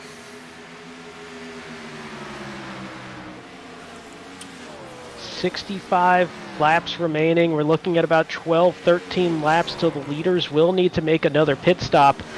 So we might have another round of green flag pit stop cycling through here, and we saw how much trouble that was for, I would say, about 5 or 6 drivers just entering the pits. So if you think this race is over, if it stays green the rest of the way, I would say watch this final round of pit stops. See if anybody will continue to have issues entering the pits, or if they got it figured out after that first time. Yeah, and out there in the YouTube chat, Austin Reedy said, had some slight contact, 18 seconds of damage, and it blows up my car. Ooh, that's a tough one. And I think anybody that's been on iRacing has had a moment like that. I know I have a couple times where you get damage that's really slight, and it kind of takes a severe toll, where you almost think of it as being a little unfair. And it might be. I'm not going to say it's not. But with the stakes being as high as it is, the pressure being in this position where, we are running for big money at the end of the season with the championship. $1,000 goes to the champion, and you're trying to advance to the round of 10, and then to have something like that happen, that's a bitter pill to swallow. Definitely. Now out there in the chat, Megan Spees, who is here every single week rooting on Kyle, and Kyle up here in 4th position, basically surrounded by his teammates with Filthy 5 Motorsports. So Filthy 5 in 3rd place through 6th place, all of them on the lead lap right now. So they are really making a run at this thing. And you see Kyle Spees passing his own teammate, Landon Lacey, and that will be for 3rd position. Yeah, it's a very nice pass at this point in the run, very quick to get around Landon Lacey. Not sure if that was a little bit of teamwork there. Landon not in the playoffs, maybe just kind of taking it a little easier, or maybe he's having some issues here with the tires, as you can see him getting real loose off of turn 4. and that allowed James Holzer to get a little bit closer. Holzer, 1 lap down in 11th. Did see, by the way, Jake Roell. It looked like he might have gotten back on. No, I take that back. That was another car that was green. I'm having issues here figuring out Jake Roell's car, it seems. Well, we're saying that while we're keyed in on another 9 car, so I don't blame you for the issues. But one thing I do want to point out, this field, Jacob Smith has been way out in front, but there's 8 drivers right now on the lead lap. Kind of want to give them a nod at this point, just because this has been a long race. Jacob Smith, the leader, Damien Linenger in second. That was my pick to win it. He's having a solid showing. Kyle Spees, Landon Lacey, Gabriel Ellison, 3rd, 4th, and 5th. Timothy Latham in 6th. Max Service in 7th, and Joshua Balliet in 8th. Those are their 8 cars on the lead lap, with Shane Good being in position for the lucky dog should we have another caution. And it's been about 100 laps since the last time we had one. Yeah, well, let's not jinx this thing, because I love green flag racing, especially here on a short track. And we call this the short track on steroids because you're getting so much speed out here, and you don't really expect that on a lot of short tracks. No, I mean, you're legitimately hitting close to 180 miles an hour when you get into the turns here, definitely into the 170s. At this point in the run, maybe a little bit slower than that just because of the wear. But it is a super fast track, and it's impressive to have 100 laps straight. Yes, we do have a smaller than normal field here, but as quick as everything happens on this track, it's only 22 seconds around this mile. You can come up onto trouble very quickly. So to go 100 laps shows you the talent of these drivers. Oh, Landon Lacey, I believe, is going to come into the pits and be the first one to do so. And you know what? I don't know if he's going to have enough fuel to make it the rest of the way. He's going to have to do some pretty heavy conservation should this stay green. Yeah, but that might be one of those strategy calls for him. Let's come in a little bit earlier, get that good speed at first, and then hopefully, just hopefully, he can stretch it towards the end of his run. And for Landon, it's a little bit easier to make that call. There's no playoff on the line for him. Yes, he's in the Tier 2 playoffs where he's 9th right now after missing the first race. He had a 6th at Kansas. So it is a little bit easier for him to make that call and not be having to fight that decision as much. But I think you're going to see 2 more laps here before you start seeing these playoff drivers make their way in. Yeah, I think they want to wait as long as they possibly can just in case there's a green-white checker. And it's interesting how this is working out, too. I mean, you're not looking at a whole 55 laps. It's somewhere a little bit under that, running at full speed the entire way. Remember, before we still had those caution laps at the start of the run. You get about half the amount of fuel used during a caution lap, so there was a little bit more of a buffer. We have not had that benefit here. It's been green since the last pit stops, or through the last pit stops. So it's this weird balance where almost exactly in the middle is when you need to pit to make sure you have enough gas to go the rest of the way, and when you have to pit because you're out of gas. And we got trouble on the backstretch. That's Ted Rekich. And that's a caution with 51 laps to go. Oh, it's just got interesting. And you know what? There might be a whole lot of people that aren't Jacob Smith that are breathing a sigh of relief, because at that point, I don't know if anybody's catching him unless he makes a mistake. So everybody's kind of like, all right, we're back in this thing. But you also lose the element of having to force that green flag pit stop and that pit entry. But let's see what happened here to Ted Rekich. The Sandwich Man Racing Sportsman will reveal your rec replay, and that's pretty typical for a one-car incident that you see at Dover. Just kind of get up against that wall out of turn 2, the car gets real light, and you just lose control of it. You're not going to believe who was on his inside. Oh, no. Oh, no. Now, I do not believe that they touched. I don't believe they touched. No contact there. They might have been given a little bit more space than usual. But yeah, that's a bit of irony there. But thankfully, I don't know. Little net code. Ooh. I don't think that was really a factor. I think the 91 was already going around. I believe so. I believe you're correct. But, wow, holy irony.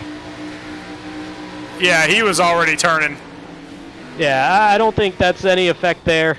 That the 42 and the 91 got together again. I mean, they made a little contact, but I think the 91 was already turning. It looked like the 42 was pretty loose as well. But the leader's on pit road. Now it's all about, can you get a clean entry and exit into your pit stall? You see a lot of cars staying out there. Those are the lap cars, and so they're staying out there, and they'll come back around and get their pits here in just a second. But Jacob Smith, I don't think anybody's going to take 2 tires here. I think that'd be crazy at this point. No, and you'd be sitting in pit road just to get the fuel anyway to ensure that you go to the rest of the way. So if anybody takes 2, I would have to highly question that one. But it's Jacob Smith off pit road first, Damien Linenger second, and then I believe that's Gabriel Ellison, or is that Kyle Spees? Kyle Spees third. It's Kyle Spees in third. But now that everything's bunched back up, it's just a question of can anybody reel in Jacob Smith? And danger. You see how he's been on these restarts when he's out in front, where he's just able to pull away by 2 or 3 car lengths by the time they get to turn 1. You give him that edge again, he's going to be very difficult for somebody to reel him in. Yeah, especially now, I'm not sure you have to save at this point. You know what? Let's see. You won't have to save fuel. Let's see if we can't get him up in the booth here. And try to talk to him just briefly. Hey, Jacob, this is Sean and Brandon up in the booth, man. How's it going? Jacob, you got a copy? All right, he is completely locked in right now. He does not want anybody to talk to him right now, I think. I believe at this point it would be something along the lines of, well, it's been a great race so far. Yeah, it's been a great race so far. I know exactly what I need to do. I just need to go out there and win. And some type of Bush comment with about 8 H's in a row to fit the sponsor there. What a great race he has had. And again, something that doesn't surprise anybody. If you're surprised that Jacob Smith is up front right now, you haven't been paying attention this season. Oh, without question, and it's really just been a bit of an anomaly to see him outside of the top 15 2 straight races, starting this round of the playoffs, 17th and 22nd at Talladega and Kansas. This is more like Jacob Smith, and what I was saying earlier is very honest, where it was a surprise to see him outside of the top 10 in the point standings at this point in the playoff. Well, keep in mind also that on another short track, Bristol, he absolutely dominated that race and ended up in first place there. He led 185 of the 200 laps in that race. Yeah, and he's about on pace to do that again. And one thing to keep in mind at this point, I got to say he's been around 130 laps led is going to be my estimate, but it's definitely over 100. So give him 1 additional bonus point for leading the most laps in this race. Oh, and Megan Spees just asked us to talk to Kyle Spees. Can't do it right now because we are on 1 to green. But tell you what, Megan, if we get another caution here and it does not involve Kyle, which I hope it does not, but maybe we can get him up in the booth. Yeah, it'd be fun to kind of be in the ear of the guy that's in my ear every now and then as a spotter. That'd be a fun little role reversal there. But Kyle definitely, when he is spotting, and it's been every now and then he's helped me out with that, and tremendous spotter, tremendous racer as well. Oh, yeah, he's one of those drivers that can drive just about anything and do well at it. You never count him out of a race. And so now Jacob Smith gets a restart here on lap 154, and he takes off like a shot. Gets a great restart. Great jump there for the 11 once again. That's about a 4-car length lead into turn 1, and he's done a good job of he's jumping a little early in that restart zone. Not illegally early, just early in that zone where it's okay to do it. But he's still varying the points that he's doing it within the turn. Yeah, and I think we're about to start getting spread out once again here. So it was a little bit hairy there for a little while, but it's starting to kind of come apart. But Timothy Latham thinking about making a move on his own teammate. Ooh, good pass there. Or a good battle for position here for 4th between Spees and Latham. Latham trying to make his way back up to the front after fading during that long green flag run that he led at the early segments of. You saw a car kind of scrape the wall a little bit early in this run. Not sure who that one was. That was somewhere back in that 8th, 9th, 10th position on the track. But up front, Jacob Smith already breaking away by about 1.5 seconds. So we'll go back here kind of into the cluster is what I'll call it. So we've got a bunch of cars lined up here. Now, every single one of them, for the most part, is Filthy 5 Motorsports. Yeah, they have been so strong today. Easily the 4 of those 6 best cars out there, and I'll throw Balliet in there, even though he has not been the up front most of the way. He got trapped that lap down, but he's the only one that has made a pass on Jacob Smith on the racetrack all day. And he did have a little bit fresher tires, but it does show that he does have the ability to get around this track pretty quickly. Yeah, and Dean Brummett doing everything he can to not only stay on the lead lap, but also to make some positions up as he is tracking down Max Service. Yeah, he's in 8th place out of the 8 drivers still on the lead lap at this point. Currently, the lucky dog is going to be that 7/9 of Landon Lacey. But this is a good race here between Service and Brummett. Brummett entered this race needing a 6th or better to lock himself into the final 10 going into Coda, currently sitting in 8th. So he's kind of treading in that slightly thin ice. Yeah, I mean, I still think he's going to be okay, just how things are shaking out everywhere else. But we'll have to take a look at that. But Dean Brummett just really needs a good, solid race for himself, for his own confidence. And when he came into this season, he wasn't overly confident about how well he would do here in the Cup Series. And then he started being up towards the front a lot. And then lately, it's kind of been up and down, kind of like what we were talking about a little bit earlier. And so I think his confidence has been a little bit shaken in these playoffs. And so just getting into the next round isn't going to do it for him. He needs a good race to give him that confidence back. No, the confidence goes a long way, and that's somebody that I think that would be a fair criticism to myself as well, that his confidence would go a long way for myself. But so I definitely get that feeling. When things start to kind of slide away and you kind of start fading a little bit more than you want to. But you get that one good run, and all of a sudden there's 5, 6, 7 runs in a row that follow it. And that definitely has that feel for Dean as well. He's also a very clean driver, and we did have a lot of short tracks lately, and we've had a lot of tracks where you need to be pretty aggressive. And it might be time to start throwing a little bit more elbows there if you're Dean Brummett. Definitely, and now we got a pass out on the track. James Holzer passing Landon Lacey. That is for position, so and takes for the away, lucky dog position. Yeah, correct, and so that's for 9th position on the track. So again, only 8 cars on the lead lap. But let's go back up to Joshua Balliet and Timothy Latham going toe-to-toe. And Joshua Balliet with a strong showing since getting that lap back, making his way all the way back up to 5th. And that's the importance of that lucky dog if you're in the right position, or if you could just get that lap back to get on the lead lap. If you get that caution, all of a sudden you're back in the running in this thing. And I see Joshua Balliet wind up in the top 5 at the end of this race. Yeah, that's where he's at right now, in 5th. But then a little bit further ahead, you got Gabriel Ellison up in 3rd, but Kyle Spees tracking him down. Good race here for 2 guys that at this point, we're not sure if Kyle knows it or not, but they're both locked into the 2nd round. But so they might be able to loosen up a little bit, getting that stress taken off them, that they'll both see themselves in for Coda. See if they race each other any differently, or if they just kind of hold serve here 3rd and 4th and call it a good day. Yeah, once again, just trying to kind of feel out on the track here where everybody is as far as point standings are concerned. Austin Reedy is out of the race. Jake Roell, he is out on the track, but he is currently 6 laps behind anybody. So it's going to be tough for him to get out of that 17th position. Ted Rekich in the pits right now. He is off the track. He has had some struggles, so he may end up getting passed by Jake Roell here in a few laps. So this is not over by a long shot.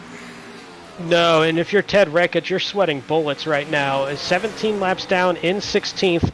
Might be losing another position here to Jake Roell, and Rekich came in on the bubble, and the person he shared that position with is running in 2nd with Damien Linenger.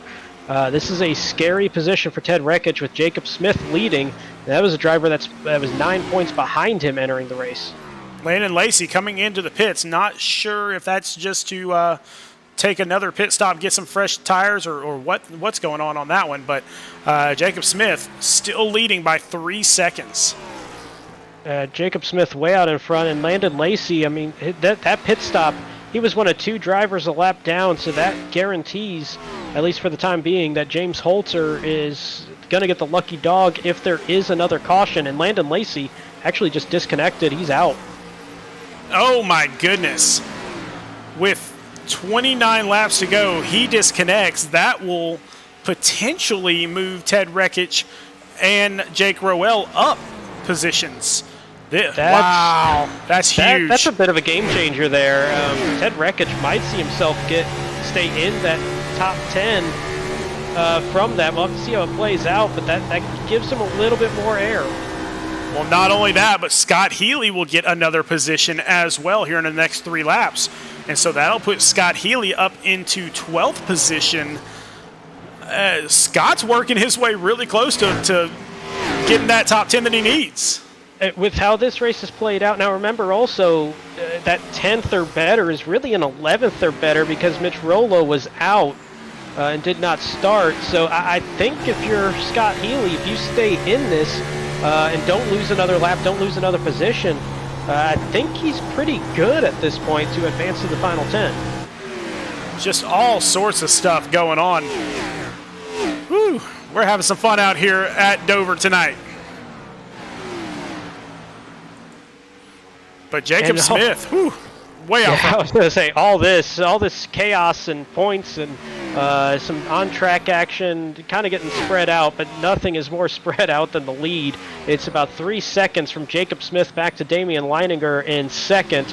It's not much of an interval from second, third, and fourth within a second of each other, but this 11 car has just been on rails all day. How amazing would it be if Jacob Smith does enough to get into the next round, goes into COTA, takes care of business there, and all of a sudden he's one of the favorites to win the entire championship? I mean, it's one of those deals where I don't think many people, once the playoffs started in the Cup Series last year, thought somebody like Chase Elliott could win the title, because you were looking at Kevin Harvick, you're looking at Denny Hamlin, you're looking at all these guys that were just white hot in that opening round and at the start of the playoffs, and then all of a sudden here comes Chase Elliott that winds up winning the title, getting hot at the right time. Jacob Smith might be putting himself in position to have that kind of run where he gets hot at the exact right moment in the playoff. So all we have to do is stick a number 9 on his car and a different flavor of Mountain Dew. There's the Baja Blast guy, or maybe Code Red. We can go with one of those two. Dean Brummett making a pass on Timothy Latham on the inside. So that will put him up into 6th position now. Quietly moving into 6th place for Dean Brummett. He's just kind of done enough to stay on the lead lap this entire time, and by doing that, it gave him an opportunity to be fighting for what could be a top 5 at the end of this race. He's a second and about 1.4 seconds behind Balliet. 23 laps to go, and we're going to start to figure out who has the fuel to make it and who doesn't. I feel like we were here about 10, 12 laps ago watching these three, Linenger, Ellison, and Chris Spees, Massey in the wall. And they are pretty much the same interval apart from each other that they were 12 laps ago. I think they're just in a holding pattern here, just taking it up until maybe the last 10 laps or so. Then they might get a little bit more aggressive, but I think they're just kind of settling in up until a little bit later on. Well, I know that a couple of the Philly 5 Motorsports guys do listen to us while they're driving, and so by now Kyle's got to know that he's basically in the next round. So that should be good on him, and then Gabriel Ellison as well. So I don't think they're going to have any issue with that, and I think they know exactly where they're at right now. Yeah, all three of those guys were in that position where they needed a good enough performance to move on to the next round. Damien Linenger was one of the bubble drivers that knew he had to win to make his way in. I think as this is played out, second place may be good enough for him to advance. Jacob Smith was far enough behind that he wouldn't pass Damien. So with Ted Rekich's problem alone, pretty sure Damien is in at this point. There's still a lot that can happen in the final 20 laps. Yeah, as long as he stays up there in second, I'm pretty sure he's going to get in there, especially with some of the stuff that's happened back behind him. But Scott Healy has moved up to 11th place now on the track. And he needed 10th or better, and again, we kind of add one position there because that was going back to Mitch Rollo, who did not start this race. So Scott Healy at this point would be seeing himself locking in. Oh, you're absolutely correct. He's still out there running those laps. Not sure it's going to get him into the next round, but it is certainly causing some havoc, maybe playing spoiler for a couple of guys out there right now. Speaking of havoc, how about that log jam that Damien Linenger was getting by with the lap traffic? But I do want to give a tip of the cap there to Brandon Key. That's a real easy situation when you have something like that happen, that you just completely throw in everything and just say, you know what, I'm done. I'm 11 laps back. The system kicked me out. I'm done. He not only came back, but he has been strong since coming back. And speaking of strong, how about that outside pass from Gabriel Ellison? Oh, no! And now the 12 with a slide. What a save for Damien Leininger. Wow, and it looked like Kyle Spees went all the way down to the bottom of the track to try to get around Damien and then floated back up. And so that was just one of those things where Damien was a little bit slower at the point. I don't think there was any malice there in any sense of the word. Just both drivers trying to find a way to not get into each other. Yeah, I'm with you. I don't think there was anything harmful in that. I think that's just tough racing, going for position late in the race. I mean, that is a race for third, and Leininger was a little bit offline because of the pass that happened right before it, and coming out of the lap traffic that he was getting by. So I think that was just a whole swarm of issues there for Damien. But one thing is, that was a heck of a save on the track, and it might have been a heck of a save for his playoff life as well, keeping that car going forward. Well, if Damien Leininger ends up in fourth and Jacob Smith wins this race, gets the max points and all that stuff, Damien will have 2,097 points. Jacob Smith and Austin Reedy will both have 2,096. Whew. Okay, so now if you're Damien Leininger, you start looking back. How far is fifth place? Oh, by the way, fifth place is Joshua Balliet, the only man that's passed Jacob Smith on track, and he's within a half second. Oh, it is really, really getting good. 13 laps here to go, and we're not going to say that he's the winner just yet, but Jacob Smith definitely pulling away even further, 4.5 seconds ahead of second place. I don't think he has anything to worry about at this point, except for how things shake out behind him. Let's see, I think the only thing Jacob Smith is worried about is a yellow flag showing up in these last 12 laps, as he is about 5 seconds clear. But this race is tightening up here for fourth and fifth. Damien Leininger now only about a third of a second ahead of Joshua Balliet. You can see him getting around Jake Roell. Jake doing a very classy thing. He's been staying out of the way of the lap traffic, or the lead traffic, I should say. And he's doing that again, and now, man, Damien Leininger is sitting there. He might not only be looking at fifth place behind him, but Dean Brummett has been on a charge as well in sixth, and he's within a second.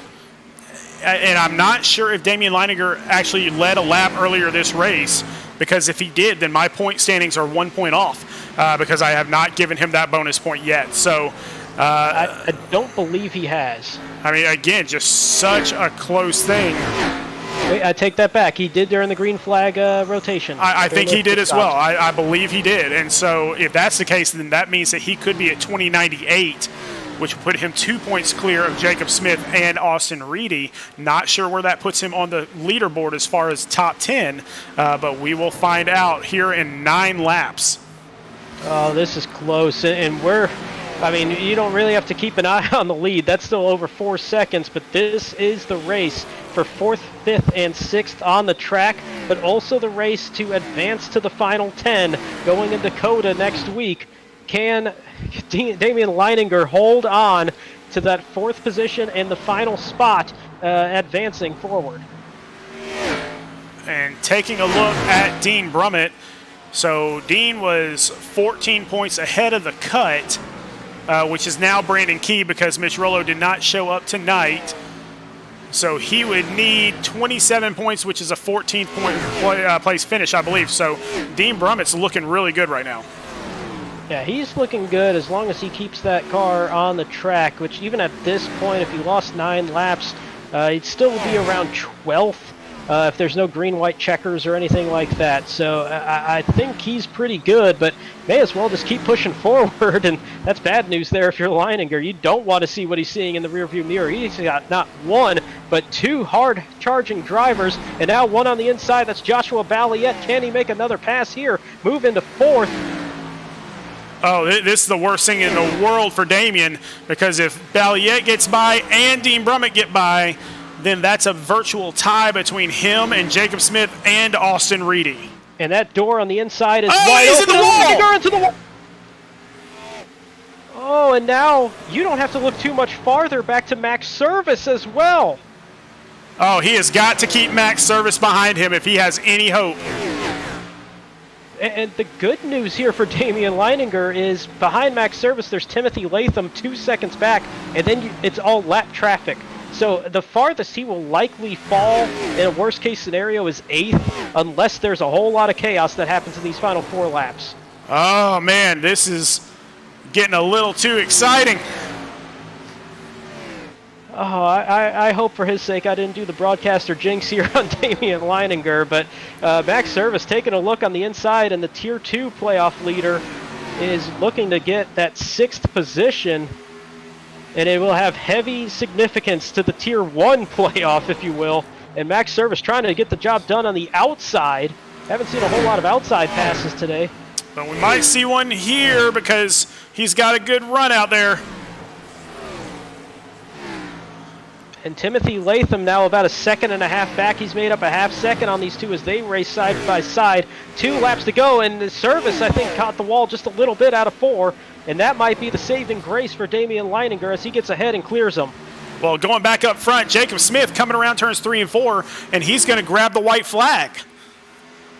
And this is just a formality at this point, a well-earned lap around the track with the white flag for Jacob Smith, who has absolutely dominated this race, and now a huge pass with playoff significance as Max Service with a slight lead and now clears Damien Leininger. Oh, we are going to have to figure out what the points do really, really quickly after this, because it is going to make me nervous the entire time. But Jacob Smith bringing it home even after a little bit of a wiggle there, and he will win the Monster 200 at Dover.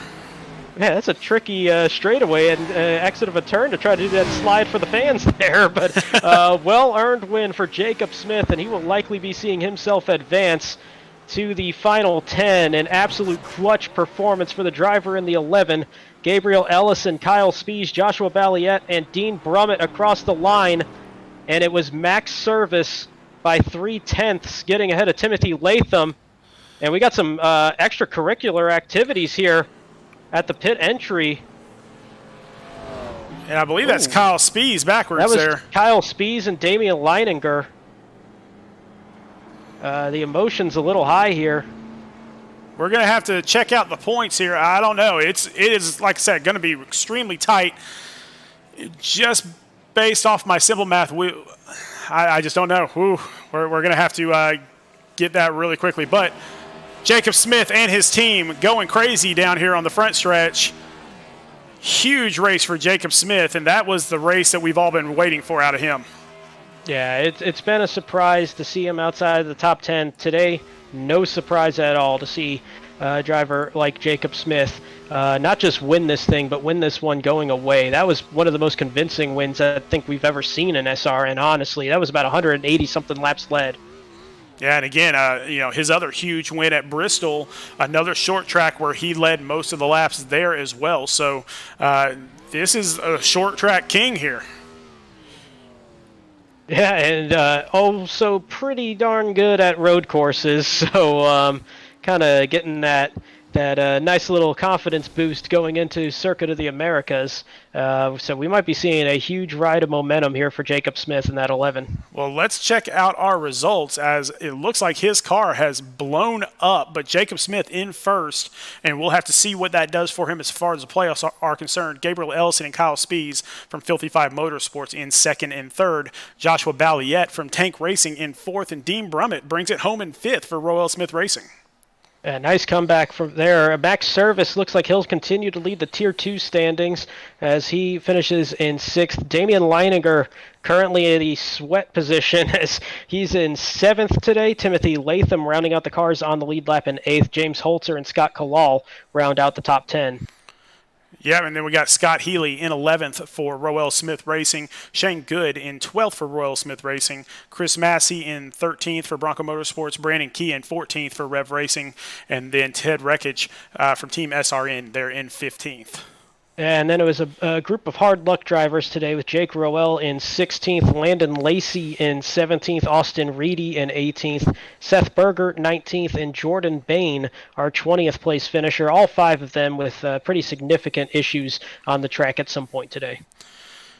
Oh man! All right. Well, let's just take a deep breath here for just a second, and then let's help out Megan Spees here because I know she wants to hear from Kyle, and so let's bring Kyle up into the booth and talk to him about the race. Hey, Kyle, this is Sean and Brandon up in the booth, man. How's it going? Good, thank you. Great race out there, man, and you were up there towards the top pretty much the entire way. Tell us about it. Just like normal. Start out in the back, actually. As you guys know, I like to start in the back, try to see how the race starts out. Went in pretty consistent. After a couple of those cautions, we did get green flag runs. I felt like my car would run pretty well at the end of the race and towards long runs, and it stayed pretty consistent as long as both my teammates, Tim and Gabe. Gabe was a big help tonight, coming in second. He helped me figure out where I needed to brake and helped me with my lines a little more safe tires. Yeah, y'all look to have just very smooth sailing, especially after that last caution came out and set up that last run. But I was curious, you needed a 19th or better to clinch a spot in the final 10 tonight. Obviously, you did that with a third today. But did that change anything for you? It was a small field. It was only like a worst case scenario that you would miss it. But was that something that you were really mindful of, or was it kind of just handle the race as you normally would? And to practice was just handle it just like I normally do. I personally didn't even know I needed to be in that spot till 2 minutes till start of the race when Tim told me. Once I got told that, it was in the back of my mind, just like any racer. You don't want to be in that spot to where you don't get it. So it was in the back of my mind. Once this race started going, and I kind of figured a few people would probably crash, my spot would be all right and guaranteed. After I got the guarantee, my attitude changed, and I just went full for it. Went with my teammate again, Ellison. We just tried to drive it off and try to get podiums together. At one point, the whole team was 1, 2, 3, 4 with each other. At I think it might have been 4th through 8th or something like that. And we were trying really hard, trying to see if we can get off finish up top. Fortunately, it didn't work for everyone, but with me and Ellison, it worked out. And pretty happy with the finish. Well, man, tell me about the team because the last few weeks. Filthy Five have really been gaining ground on Roell Smith Racing. Is that something you guys are even talking about right now? Not necessarily. We talk about it every now and again. I mean, it's there. We want to win as much as anyone else does. Why wouldn't you? I mean, that's why we're all here to be a team. To say that we go in and that's like our goal to finish on top of them, it's definitely not. That's what I like about it. The team aspect is there for the points, but a lot of us just want to go out and finish well together, work together, and see if we can help each other finish better. Like tonight, if me and Ellison finish 2-3, and let's say our other teammates finish last, they're still happy. And when we keep them moving, they try to help us all the way through. So it's just fun to be a part of. And it's at the end of the day, it's a fun team battle at the racetrack, but it's not in our minds for every race. Well, good deal, man. Well, congratulations on a great race here tonight. Anybody you want to thank out there? Absolutely. First and foremost, Speed Racing Network. Appreciate you guys having me part of the team and the league. Shout out to my sponsors, Filthy Five and Black 8 Motorsports. And then shout out to the family. Thanks for watching tonight. And then always, like you guys, shout out to you guys. Like I say every night, you guys come out on Sundays, especially do your nights and spend it with us, as well as broadcast for everyone to watch. So we appreciate it. Well, thanks, man. We enjoy seeing you out there. Congratulations on this race, but also congratulations on making it into the round of 10. I appreciate it, guys. All right. Well, before we get to our next interview here, I can tell you that based off of, and this is unofficial, we'll go back and double check everything, but Jacob Smith made it in by 1 point. So he ended up with 2,096. Unfortunately, that means that Damien Linenger, who ended up with 2,095 points, will be out by 1 point.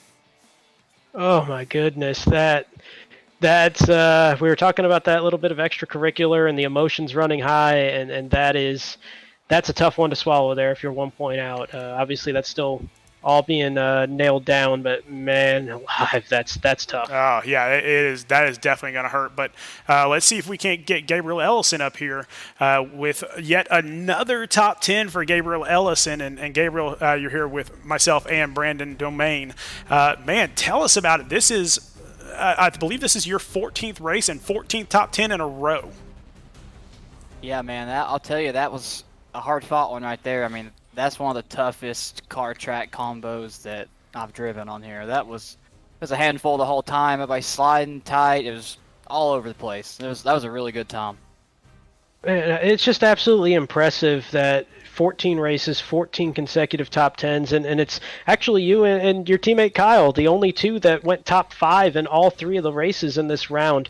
I'm not going to ask you to give any secrets or anything, but what makes you so consistent as you've been all season? I just really try to save tires as best I can, keep the car out of trouble, and I do my best to race cleanly so that I get it back, get some favors from lap traffic, things like that. I just try to stay pretty neutral on things, and it's really just a good bit of practice too. I run a few practice sessions through the week, but for the most part, it's keeping the car clean. I mean, I got a completely clean car here, and even at a track like Dover, any bit of aero damage on these cars, they're just so aero sensitive that having that 0x at the end and no repairs needed is really helpful. Man, but just a great streak for you out there, a great streak for your team out there. You guys are really putting some pressure on Roell Smith Racing for that team championship. What do you see going forward in the next 3 races, not just in your own individual championship, but do you guys have a shot to catch up in the team? I don't know. I think I haven't really looked at the numbers too much, just because I think we have 4 people driving now. They might still have 5, but I think it counts the top 4 every race. But still, that's a little bit of a disadvantage. But if we could keep the momentum going, we've been running really well the past few. So if we keep the momentum going, get some practice in, and just try to stay consistent, then maybe there's a shot. Well, man, we have absolutely enjoyed watching you so far this season. What's it going to look like going into COTA? I don't know. I have not bought the track yet, but I need to do that soon because that's going to be a tough one. I watched some videos about it, and I think that's going to be it's going to be interesting. For what it's worth, I'm pretty sure a lot of real-life Cup drivers are thinking this week, oh, you know what, I should probably start practicing on that track, so you might be in good company there. Yeah, probably. I've watched some videos and try to get an idea of the track, and I think it'll be pretty interesting. I think the good thing there's a lot of runoff, so I think that there won't be that many bad wrecks, but, we'll see. Might be wrong. Well, buddy, is there anybody you'd like to thank before we let you go here tonight? Yeah, I want to thank, we got Zach Spees from Boiling Springs, South Carolina on the car. Thanks to them for sponsoring the team. And then thanks to all of my Filthy 5 teammates for race strategy and doing practice and all that stuff. And thanks to you all for putting this league on. All right, buddy. Well, we appreciate you, and we will see you next week at COTA. All right, thank you, guys. All right, well, let's go down and give the news to Jacob Smith. I know he didn't want to talk to us a little bit earlier, but maybe we can get him up here right now. Jacob Smith, this is Sean and Brandon up in the booth. How's it going, man? Good, man. How are you? Dude, you needed a huge race. You got a huge race, and I think it's safe to tell you now, based on what we have here, it's unofficial, but I think our math is right. You are 1 point in. Whew. 1 point? 1 point. I will take that all day long. Dude, I mean, what is... I think I did everything I could there. What is with you and these short tracks, Bristol and now here, where you lead most of the laps? Is it just a love affair between you and short tracks, or just one of those coincidences? It is me and short tracks. I really like them. I had to put a lot of hours in this week because of what happened last week. I made a terrible mistake last week. I would have been completely fine coming in today, but I had to work my ass off for the short track today. Well, and we talk about the short tracks, but you can also look ahead to your ability on road courses, and now knowing that you're in, how much does this win give you that momentum boost going to Austin next week? I'm not going to lie, even if I didn't get in tonight, I was looking forward to Circuit of the Americas. It's one of my favorite tracks, and I'm so glad I'm in just because I was really looking forward to next week. So got a lot of confidence there. I think we have a lot of momentum going back as a team as well, getting another win. So next week should be a blast. Well, that was going to be my next question because, Filthy 5 made a big jump this past week, catching up to you guys a little bit out there. They're still 180 points out, but, they cut off 30 points there. What does this win do for you guys as a team as far as confidence in just winning that team championship the rest of the way? Well, we may still be losing a couple points here and there, but we're still parking it in victory lane every week. I think that's all that matters. Absolutely, man. Hey, is there anybody you'd like to thank before we let you go? Yeah, I'd like to thank Off Apex Designs. He's doing a great job with all of our team paint schemes. So all the boys back at RSR and Chevrolet for giving us a good Camaro on the short tracks this week. It was an absolute blast. Well, man, you absolutely killed it out there. Just a completely dominant race for you there, and cannot wait to see what you do next week at COTA. But for right now, we're going to let you get right back to celebrating. Congratulations here tonight. I appreciate it, guys. Thanks so much. All right, Brandon, after that race, you would think that we wouldn't have anything else going on for us, but next week we are at the Circuit of the Americas for the All-American 120, and what do you expect to see there? I have no idea. It's one of those tracks where there's so little experience on it, especially in cup cars and trucks. Some of the drivers in the leagues might have experience in whether it be something like an IMSA format or an open wheel format, might have some knowledge there of the track, but I think we're going to see a whole lot of practice laps put in here in the next few days. Yeah, it's only 120 miles as opposed to what tonight was, which is 200 miles. So you would think that it'd be a shorter race, but it's not. It's actually an extremely long track. It takes a long time to get around there, and with 20 turns out there, you're just constantly turning left and right, constantly trying to figure out the best angle. And so we will see how the Cup cars do next week, but we'll also see how the trucks do on Wednesday, May the 19th. So this Wednesday, we got the All-American 70 at the Circuit of Americas, and if you think that trucks on a road course sounds a little strange, you're not kidding. It feels a little strange. I've gotten some practice laps in there. I had a decent drive at the Daytona road course after a mistake myself. Hopefully I can not have that in the truck race on Wednesday night. But, man, just going around that track, it's real easy to make a mistake. And those trucks aren't exactly the most nimble things out there. So you start going through those S's or some of those situations where you're going from about 170 miles an hour all the way down to 30 to make a turn. It's going to be very interesting, and I don't think any lead will be safe there on any position. So it could be very dicey and very interesting on Wednesday night. Yeah, we've seen on some road courses before where somebody gets out so far ahead that they start catching lap traffic, and lap traffic on a road course is different than lap traffic on an oval because the lap traffic on a road course is so much slower because they're just trying to figure out the track, and so it causes a lot of havoc out there. So we will have to see how that works out for everybody next week. So Wednesday, May the 19th, definitely come back and watch us here. But for tonight, for myself, Sean Griffith, Brandon Domingue, man, thanks for being here tonight. It was an absolute blast, and we will see everybody on Wednesday for the All-American 70 at the Circuit of Americas. But as always, go faster.